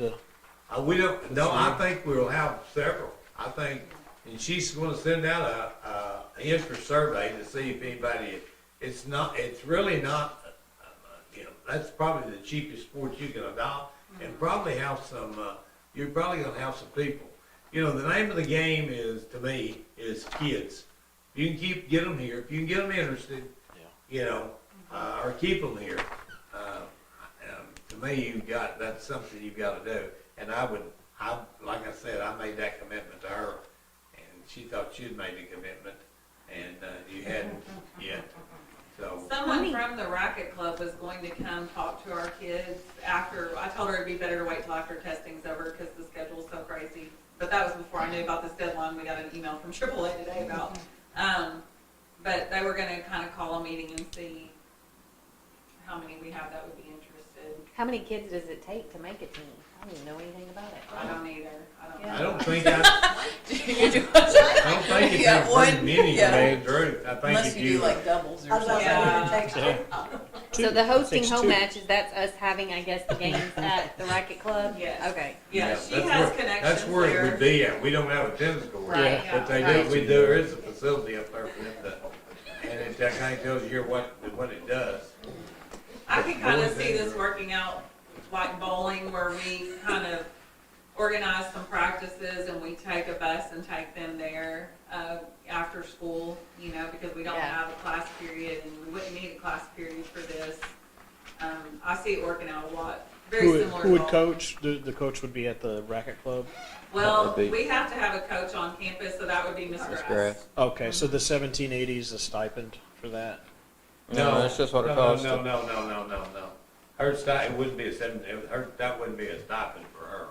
That would be, we have to pay the $35.30, and then what we do with one sport like that usually is $550, what we do with that. Stipend. And The that we stipend. pay- That's just the that we racket, pay just the racket the club, person. yes. Yeah. Okay. She already showed me a basket full of rackets that she got donated. But I would ask you, y'all to approve that now, please. So she's committed to come 3 children. Do what? She's committed to enroll 3 students here. No, They're she's already- already got here. She's already What- got them She's here. out here, and she's a good Okay. teacher. Okay. She's a good teacher, and she got 3 kids. Okay, What is We the don't, age? we don't wanna lose her or the kids. gotcha. And For she's the- big into tennis, she's big into tennis, and archery. She's big For into them archery. to be, for us to have a competitive high school team, the students would have to be 9th through 12th grade, but they could join, you know, younger to start practicing. And then, but as far as when we start competing against other schools, It's high 9th school's through 9th through 12th, yeah. Just like And I don't know how many 9 through 12 we'd have to have, but we gotta know before the 24th if they're gonna play. Yeah. I saw that. As in like next week? Yes, but It's no Friday. if we wanted, we could What kind of happens do. this week? We can kind of do what That's we the did with 20th, yeah. volleyball this first year, and we could see how many we have that are interested and have them start going to the racket club before we join a competitive league. Yeah. We could do that. You don't have to do it, it's just the 24th is the date if you're gonna compete against other schools and be Right. placed in a league. You can still compete against individuals or Yeah, whatever. they could scrimmage, just like we did with Yeah. volleyball, without being, you know, licensed with AAA.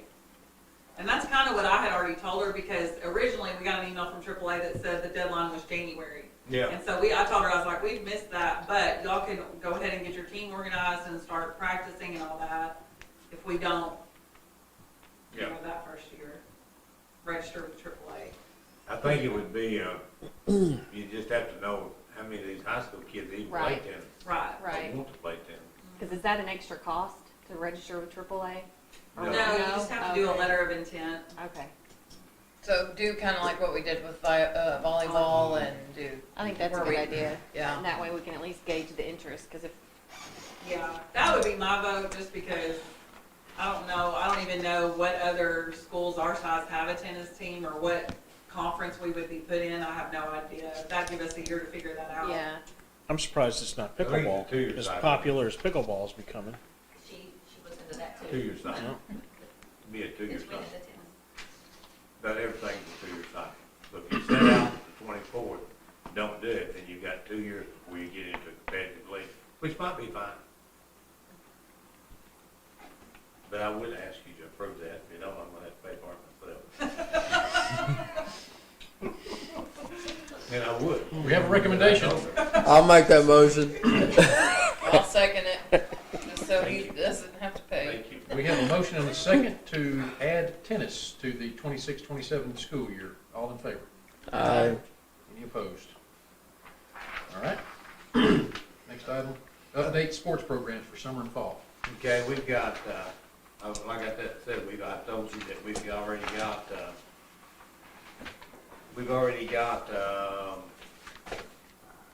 I'm trying to find it now. You don't be laughing at me. You'll be old someday. These are what, we're gonna try to post these on we're gonna try to, we're gonna try to post these on our website. These are the camps that our basketball is gonna attend, and we're trying to get them out as soon as we possibly can, where parents will know when the camps are available. One of them's boys, one of them's girls. And, we're also gonna have, and we haven't set the dates on it yet that I'm aware of, but we're having a 4 through 9 camp here that'll start, I believe it's at 9 o'clock in the morning, and we'll go till about dinner for a week.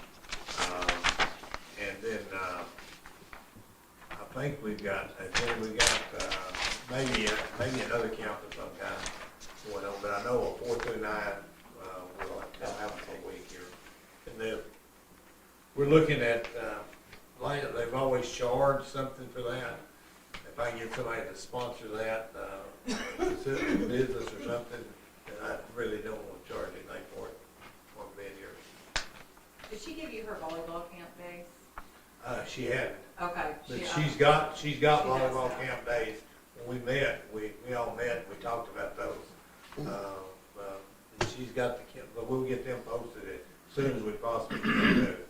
But we're gonna try to post this stuff up front, Yeah. where parents will know that, okay, the junior girls are going to Calico Rock on the 15th and 16th. So if you're a junior girl, and you wanna be, you're part of that team, then you don't need to be gone those days. And that's what we did with, we tried to do, and like I said, I'm gonna have Angie to post this stuff on the thing. And, that's the only thing I was gonna do for, just give you an update on that. Like I said, we got the junior district next year and the senior district the following year. Okay.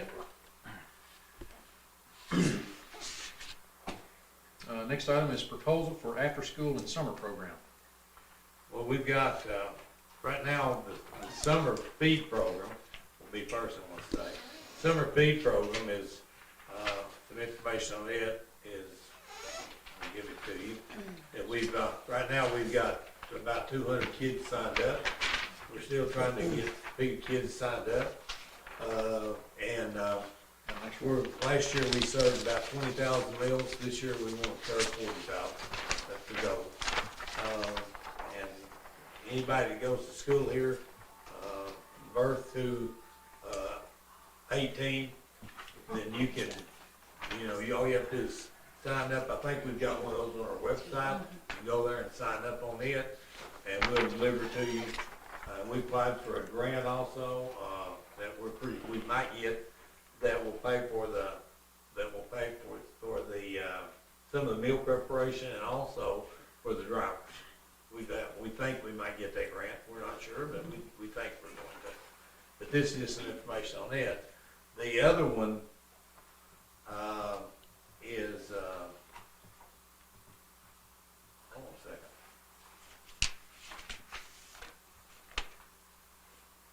Tell me, I know I'm not. Oh, this is my after-school proposal for, to counteract some other things. I don't know what your relationship is with the, and I haven't found anything as binding with the, youth shelter down there. But, I know that we pay them $17,500 a year to provide services. I got a list of what they charge. They charge like $2 a day for, after school. They charge you like $10 a day for all day Saturday, Friday. My proposal will cost you a little bit more money. It's gonna cost you about $25,000, a little over that.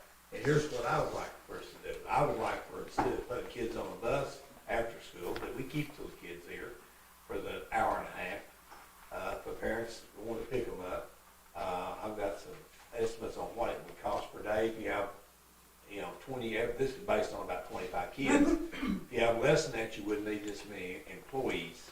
On Fridays, you would have to have 3 people on Fridays because you can't work 11 hours. You'd have a place for those kids to go. What this does is, these other 4-day schools, we would provide this and lunch and meals at no cost. Because the meals don't cost us anything anyway, we actually make money on those. And this would, but this would cut out the youth center right now. Out of us, we would be paying them anything, and we would be paying, we'd $8,000 more. But we've got our kids in-house. What this does for us The parents will is we flex- just, on Fridays, it gives the we can parents provide some tutoring. good options. If I can get some money out of the HIT grant a little bit, we can also, she's shaking her head, but we could also, like one Friday, we could have, okay, today's art day. Have Keely come in and work a couple hours, set the framework of the art day.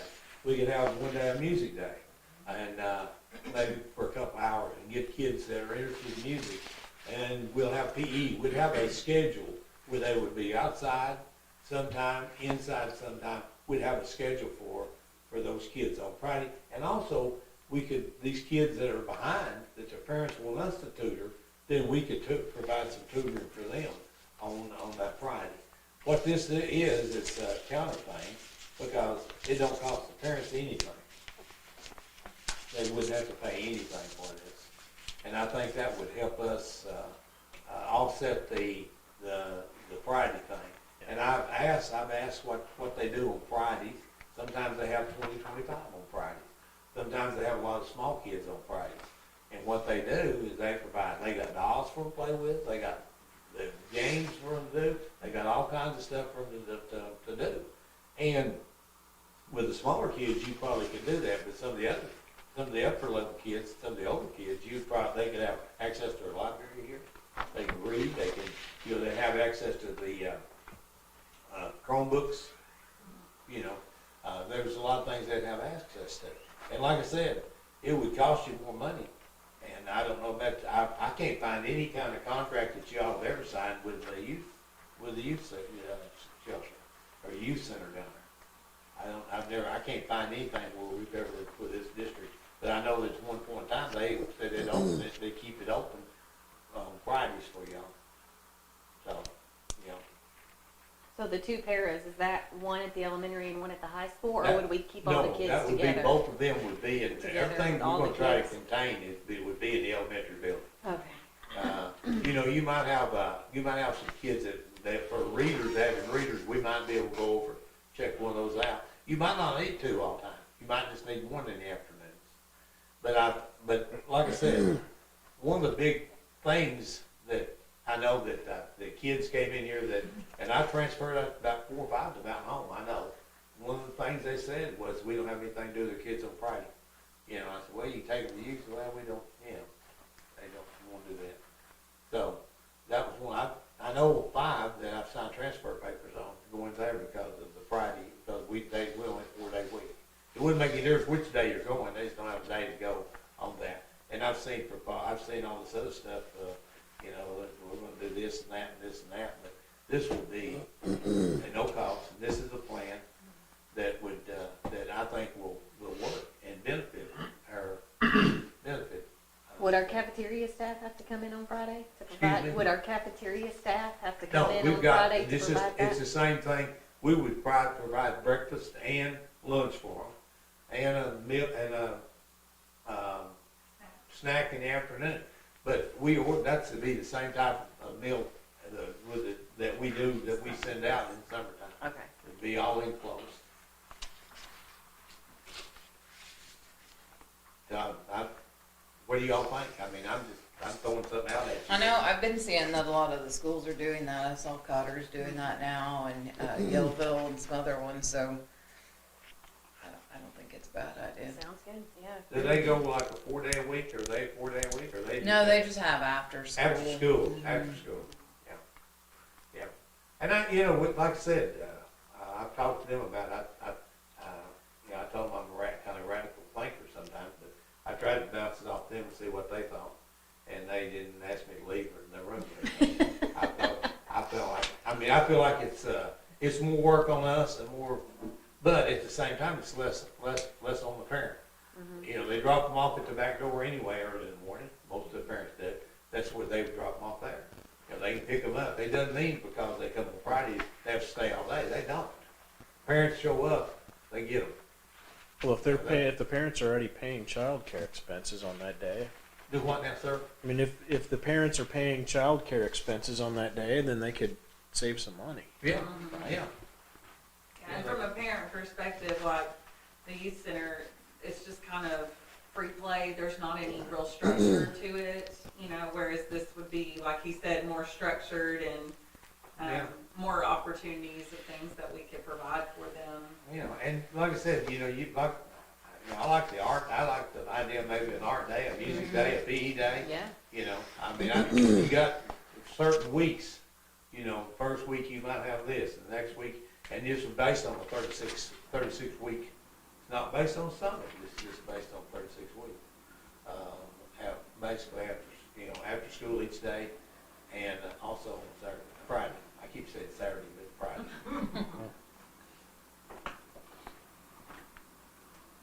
So this will be starting next school year.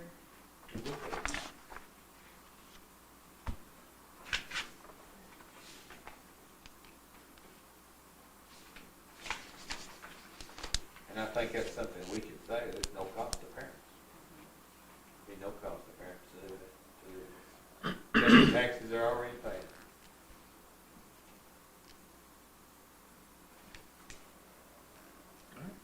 We have a recommendation.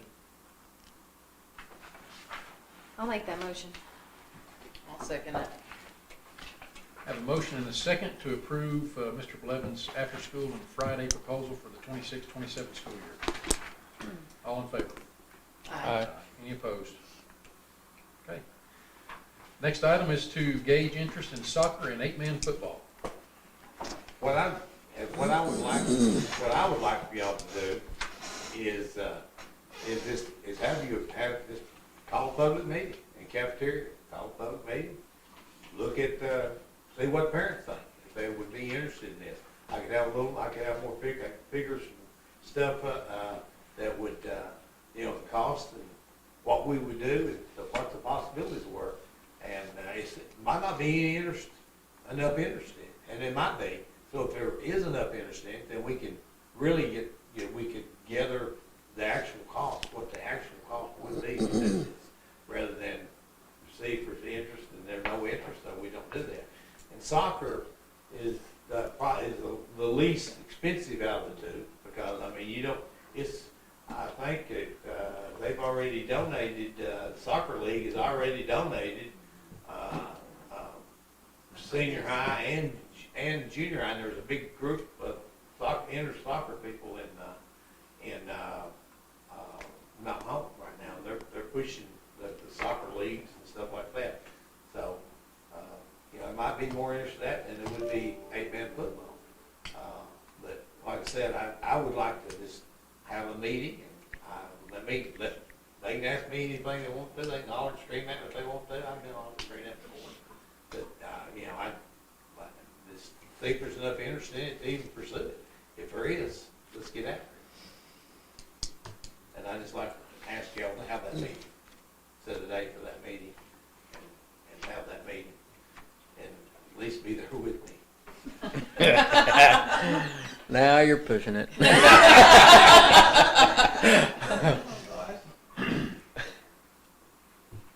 Well, when would you like to possibly have a meeting? Next month? June, July? Yeah, probably sometime next month. You probably need to have it. Yeah. Pull that schedule out. Yeah. Look at the back of that paper I gave you.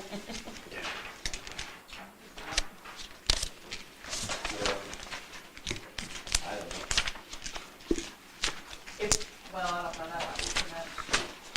I was gonna say, if we wanted to do, if we're gonna do an informational night for the Virtual Academy and the Merit Distinction Diplomas, we could try to do it all that same night, if you think that would be good, or, May 11th. well, that's the tentative date that I have. I have not run that by Ms. Braun, and I've gotta get her approval, because she's gotta help me. The,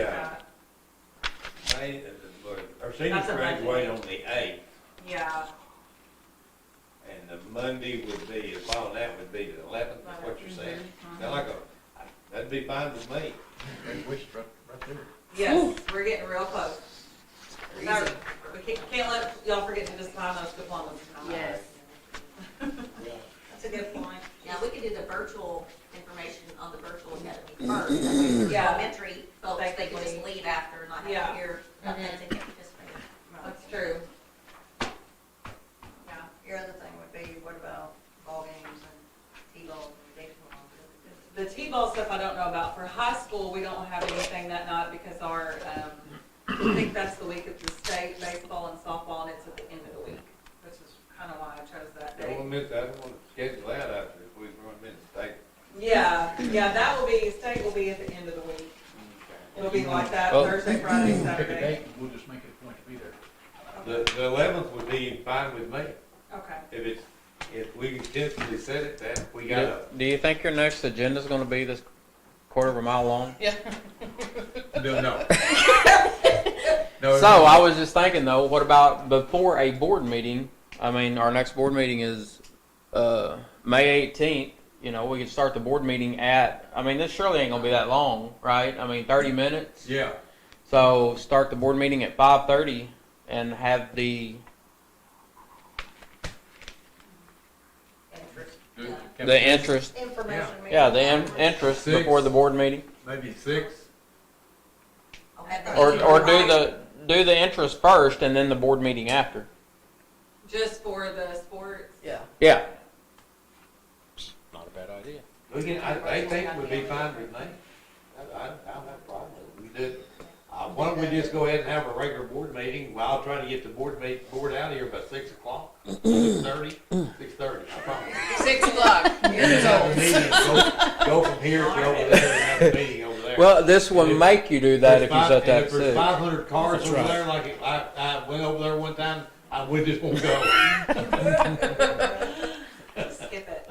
Yeah, because I think we did that at our last public meeting, didn't we? The annual public Supposed meeting. to, I yeah. think we had the board meeting first. Right. And went over there. Yeah. Okay. So we'll do that on May 18th. May 18th. That'd give parents the time to get there too. at Right. 6, so. Now, are you Yeah, talking about 6:30. everything Or just for the sports? sport? Just for Just the the sports. sports. Okay. So we That can does, still does that do So y'all conflict can with still do anything your with the high school? meetings. And y'all can decide when you want to have your virtual thing.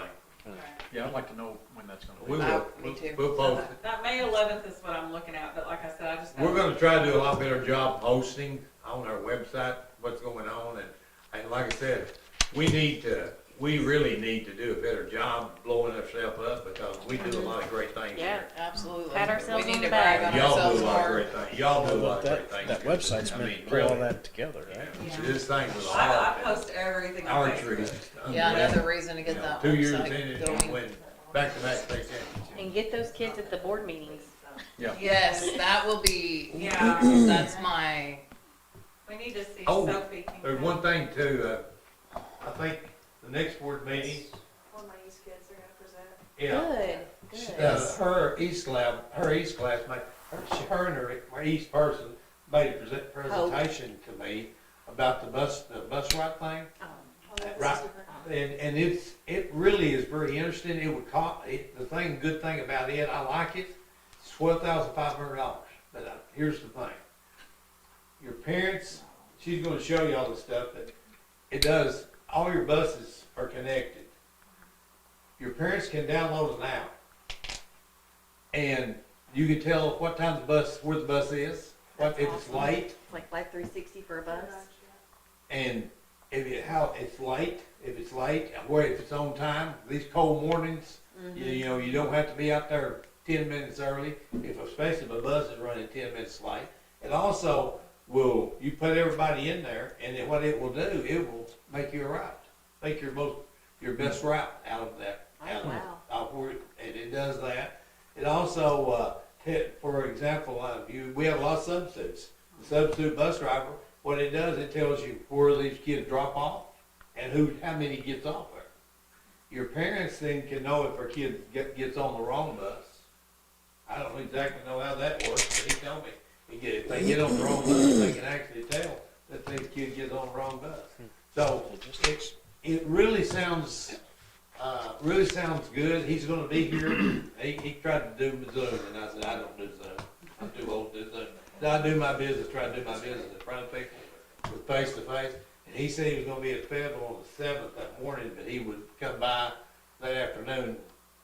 And if y'all would like to hear his presentation, I've invited, Mark and any of the principals who want to be there, and, I'll tell you what time he's gonna be here. If you can make it, it would be, like I said, the 18th, her East people are gonna come in and do a little presentation for us on bus ride also. What day did you Nice. say he'd be here? May 7th. And I don't know what time yet, I haven't, he said he was gonna be at Fayetteville that morning, yeah. But it would really looks like something that, well, I think we would really, for that amount of money, I think it would be something that would be beneficial. And like I said, the parents can download the app and they know, they can tell what time the bus is, if the bus is late, you know, if it's running late, early or whatever, you know, they can do that. And most of this other stuff is, and the salary schedule thing, it's just this stipends, we've got some, there's stipends that wasn't on there that we pay, that we've been paying. And also, there's a couple other stipends, like the volleyball and stuff like that, that on there, we need to adopt that when we come out, if you wanna do that. Okay. You And- want to adjourn to executive session? Yes, and we need to, because we got personnel, classified people, and then I think they've got 3 certified people they're gonna replace. Okay. All right? We'll adjourn, for executive session at 6:49.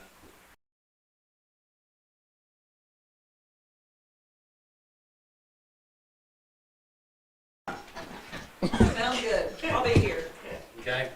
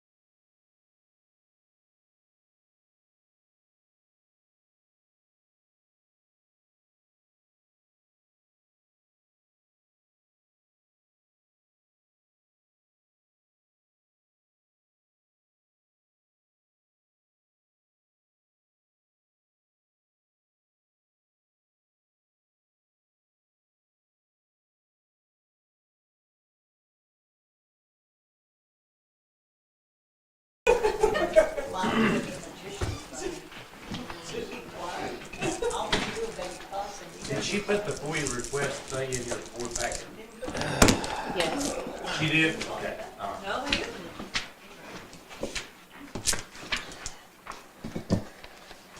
It's my new diabetic.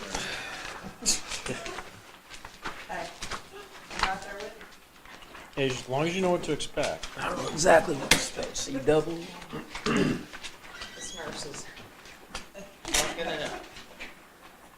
Just let me go. You are all goofy. Not for real. Sorry. All right, we'll call the meeting back to order from executive session at 7:17. The next item on the agenda is classified staff recommendations. You have a list there on the, That I've given you that I recommended that after they return. be rehired. I'll make that motion. I'll second it. Have a motion and a second to approve the classified staff recommendations. All in favor? Aye. Any opposed? Okay. Next item is to consider certified applicants for the 26-27 school year. Anybody wanna, you wanna ask any questions about Ms. Bradbury or to Brooke about your absence? I gave you a copy of the resume, Not all of hers, but Yeah, it was a long one. like 5 pages. How many candidates did you have to sort through to get to? We, I had some that applied that didn't really meet what I was looking for. I'll tell you what I was looking for. I was looking for someone who is certified in multiple areas, because we are not gonna need as many, sections of English next year. We have a small sophomore class that's gonna be junior, so like this year, we have 2 sections of junior English. Next year, we're only gonna need 1. So I was looking for someone who was certified in other areas to give us some flexibility in the schedule. So that kind of narrowed it down, and then we interviewed 3, and there were some that applied that I did not interview, just because they didn't have those qualifications. But we were all really impressed with her, Ms. Bradbury and I kind of fought over who was gonna get her.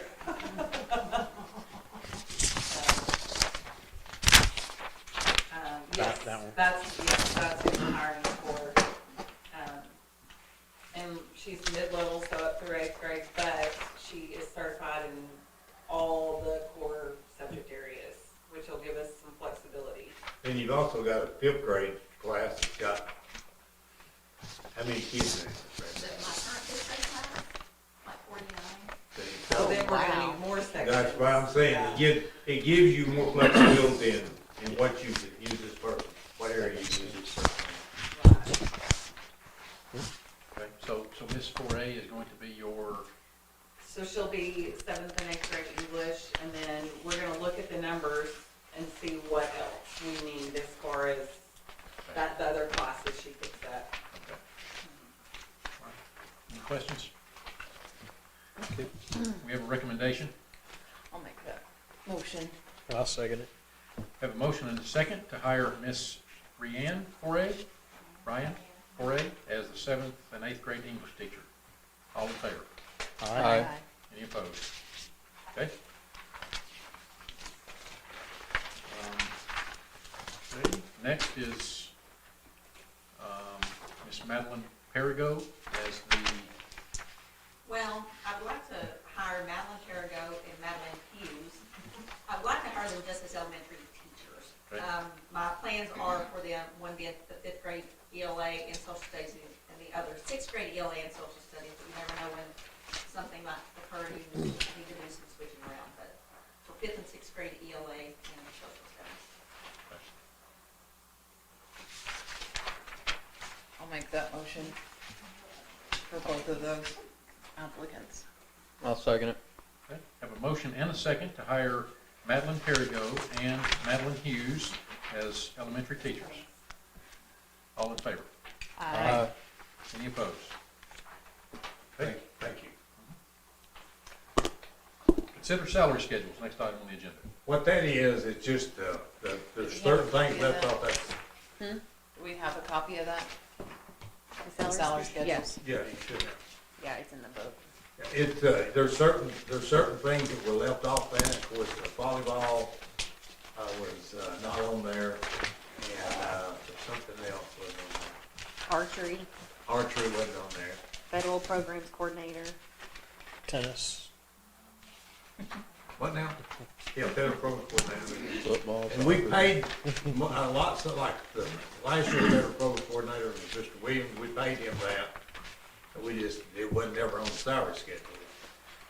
But, I would recommend that you all approve that. And, Is are all the stipends and everything up to date? Okay. Mr. Lemons, I did just think of another one Would be that I was supposed to tennis, remind you about. 550, The 550 for hit grant tennis. stipend, does that need to Right. be added on that, or is that? no, because that's in the grant. That's in the grant, so you Yes. have to, okay, We approved the grant, so Okay. that it's in the grant. okay. Would there be a 550 on tennis? We just approved. There was another one we talked about maybe for next year, or is that for next year or just? No, current? Okay. It's for this current year. So we just got through paying this week, I think, about $42,000 in stipend. What's it come out to be? Okay. And we do have, Ms. Bradbury will have one more teacher to hire, which is a special ed teacher. Right? So you, for the next, if you find a special ed teacher that you like, then they tell them they'll be hired at the next board meeting, or do we need to wait till the next board meeting, which will be the 18th? Because if you find one, they're like hen's teeth. I mean, I'm serious. Yeah. You just don't find them very often. So can we just, if Ms. Bradbury likes her, she kind of commit to her that, I'm sorry. Yeah, go ahead. I'm thinking in my head here. It's Okay. about something else. Go ahead. So my question was on this stipend, like we have, some of these coaches have $550 and then we have a cheerleading coach for $1,100. But like it's $550 for bowling per team, $550 for the quiz bowl. I guess I'm confused of why it's $1,100 for cheerleading. well, it's always been. I Has it? think because it's, the season is longer. Gotcha. Okay. They That- go to away games and home. Yeah. They go to a lot Okay. That's why. Only thing I know, just that's couldn't- that's what Monica was paid in the past. Okay. I just was confused of why it was. It is like that. it is a longer, Yeah. season. you know, That makes bowling's sense. a window, and then you Right. got some of these others, it's a window.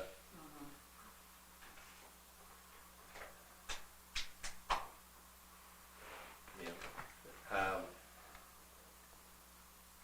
All right, any questions on the, we'll address the special ed teacher next. You want to do that? Yeah, we We'll can. make a motion on the salary schedule. Any questions?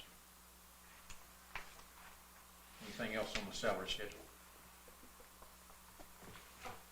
I'll make that motion.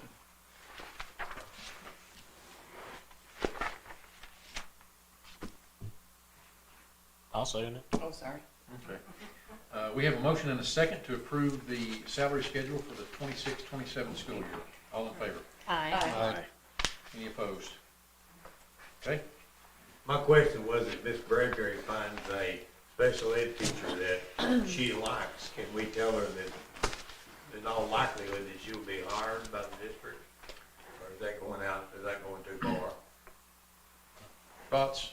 The only thing I would like to add to that as just a provision would be to, as long as this person is fully certified and doesn't If you find require- somebody, maybe you could just send a resume via email to look at if it's Yeah. outside of a normal. We can let you know, you can do that, yeah, uh, she can do that, okay, yeah, we'll do that. Miss Bradbury can send you an email of her qualifications, who she is, and all that kind of stuff. All right, that's all I just wanted to make sure that was that. And the proposal to run a bus out, I put that one there because I want people to understand that if you let me do that, then I'm going to do that. And I told Superintendent today that I'd be running one in his district next year anyway. But only if you approve that. I want that in the papers, what I'm in the saying. Calico.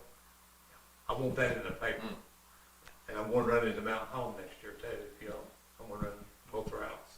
I mean, you've let me do, you kinda give me the permission, but people don't know that. I want it understood tomorrow when KTLO calls me that I can run the bus for the students are.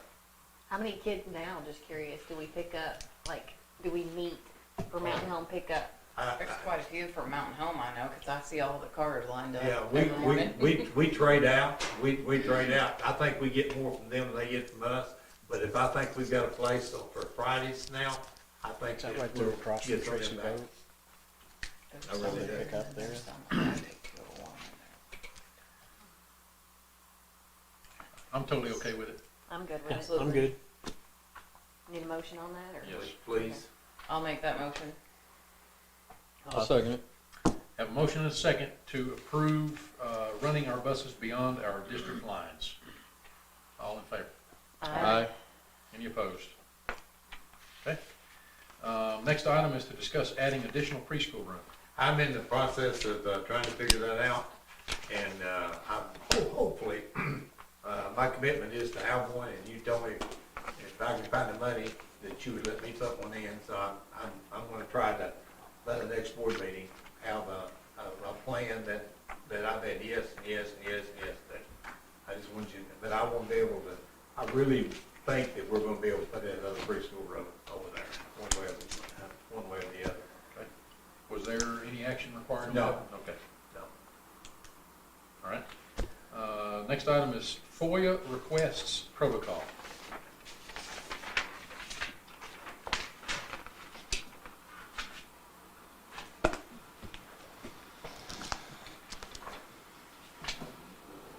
You have a copy of that, and,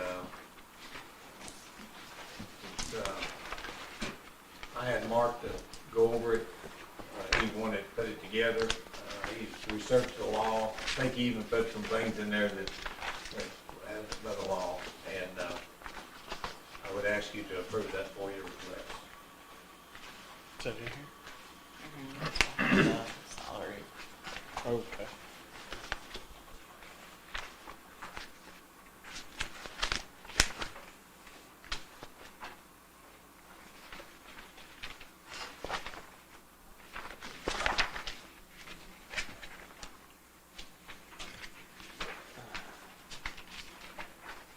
That's right after. Any questions on the There we go. FOIA?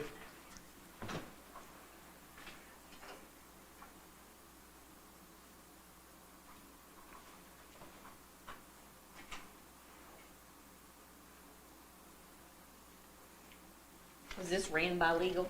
Okay. I didn't send it to Cody, but Cody's, Mark went through the laws, and he's very familiar with all that stuff. And,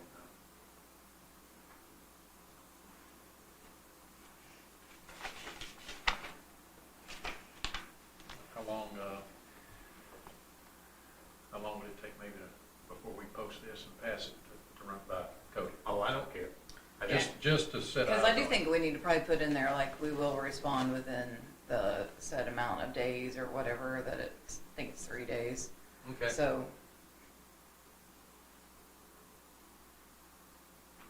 I can run it by him. I'll send it to him tomorrow.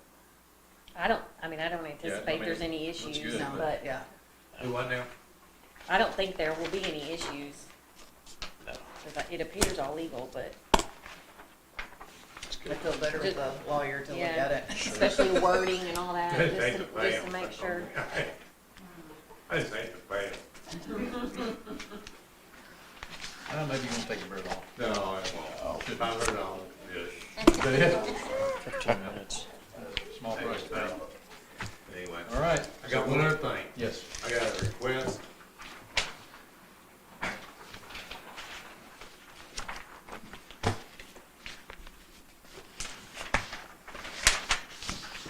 You just need one more thing, don't Yeah, let's add, is this 22 on the list? you? This is it. Unless y'all got something. There you Ain't nothing left. I know, I think I'm like, go. I guess I should have got breakfast. I don't know. coffee at least. Ms. Lee, we've talked about this a little bit, her and I have, but we've got a few kids here that want to be in, would like to be in a bass fishing club. And they do some things with the fishing. And, she's got secured 3 boat captains right now. We think we can get 1 or 2 more. Probably won't have 8 or 10 that would actually compete in tournaments, but there's qualifying. You know, I know that, the only time I've been, a captain is when I had 2 kids from my bus club, let us, asked me if I'd be one. Asked the whole club, and there's about 5 of us that did. I had 2 kids from, Cutter Morning Star, and, it kind of fun. I didn't get to fish. The only part was you can net the fish for them. You can drive the boat, but that's it. And you can give them, advice. That's like some of them that probably didn't. But I do remember one thing, that it was a very windy day. I had 3 whopper floppers that were $16 a piece. 2 of them ended up in the same tree about 40 feet high. So you kind of need to, the other one, I don't know where it went, but anyway. But it's a lot of fun. I don't know how much interest you have here. We can do an interest survey on that too also, if you'd like to. See, I know that Jason's boy and this Lee's boy and, there's 4 or 5 of them she had there. But she said that she'd try her best to secure a sponsor for the shirts and stuff like that. They all take place on Sunday. And, I asked why on Sunday, and they said because of everything else the kids are involved in. It just has to be on Sunday. And they fish like, I know they fish Greer's, that's where I went up there, to get there, they fish North Fork Pool. And I don't think they do table run, I think it's stay in the state. I think they do maybe Maumelle. But you don't have to fish them all, but they have a state championship, tournament. Wow. ASU I didn't even Mountain Hall realize that has a was a thing. fishing team now. Wow. I mean, that opens up all kinds of scholarships Yeah. for Yeah. kids Yeah. too. That's right. My boy, that's the only way he'd ever went to college, was if he'd got to go on a fishing, team. And he was pretty good, so, still is, but, that would've been the one way he would ever went to college, was to be on a fishing team. And she asked me about this, we talked about it, since about Christmas, I guess. She and I talked about it, with her son, and interested in it. And if you know her, she'll get stuff done. You know, she does get stuff done. And I don't know whose arm she twists or anything like that, but she does get stuff done. But I would like to be able to, do a survey, just do an inter survey on that, and see if anybody, who all would be interested in a fishing club, and see if we can get enough boat captains. You know, there's 3 of us, that's only 6 kids, so somebody else might have a boat that they would give, they would, be willing to give up a Sunday, to do. When, do you know when the season starts, or the tournaments start? Probably this thing would all start taking place would be next year. Would be next year's when it would be, when it actually would, you'd actually have the club sponsor and go from there. But I'd like that, but I did this with tennis. I really thought I might have to pay for that. I really did, but I was going to if I had to, because I told her that I do. And she misunderstood. She thought we'd already approved it. So, yeah. But anyway, I'm definitely in favor of, taking the inter survey. Absolutely. All right. Thank you very much. Do we need to make a motion on the FOA pending legal, or are we just gonna bring that back the next it'll come back. meeting? Okay, Okay. all right. Anything else? I don't have another thing that I can do. The only thing, we probably need, the employee handbook. We were supposed to get the actual changes and approve that. They emailed them, didn't they? We got them. Yeah, she But emailed do them. we need to approve those? I Or, think we do, yes. We already did it. We didn't, I don't think we approved it because I hadn't read it yet. No, we haven't approved, it. Pretty much I don't read, if anything. Is it too late to bring the handbook back before the board next month? I don't think it's too late, because it would apply for next year. Okay. We can do that. You should be able to have time to get them printed and stuff.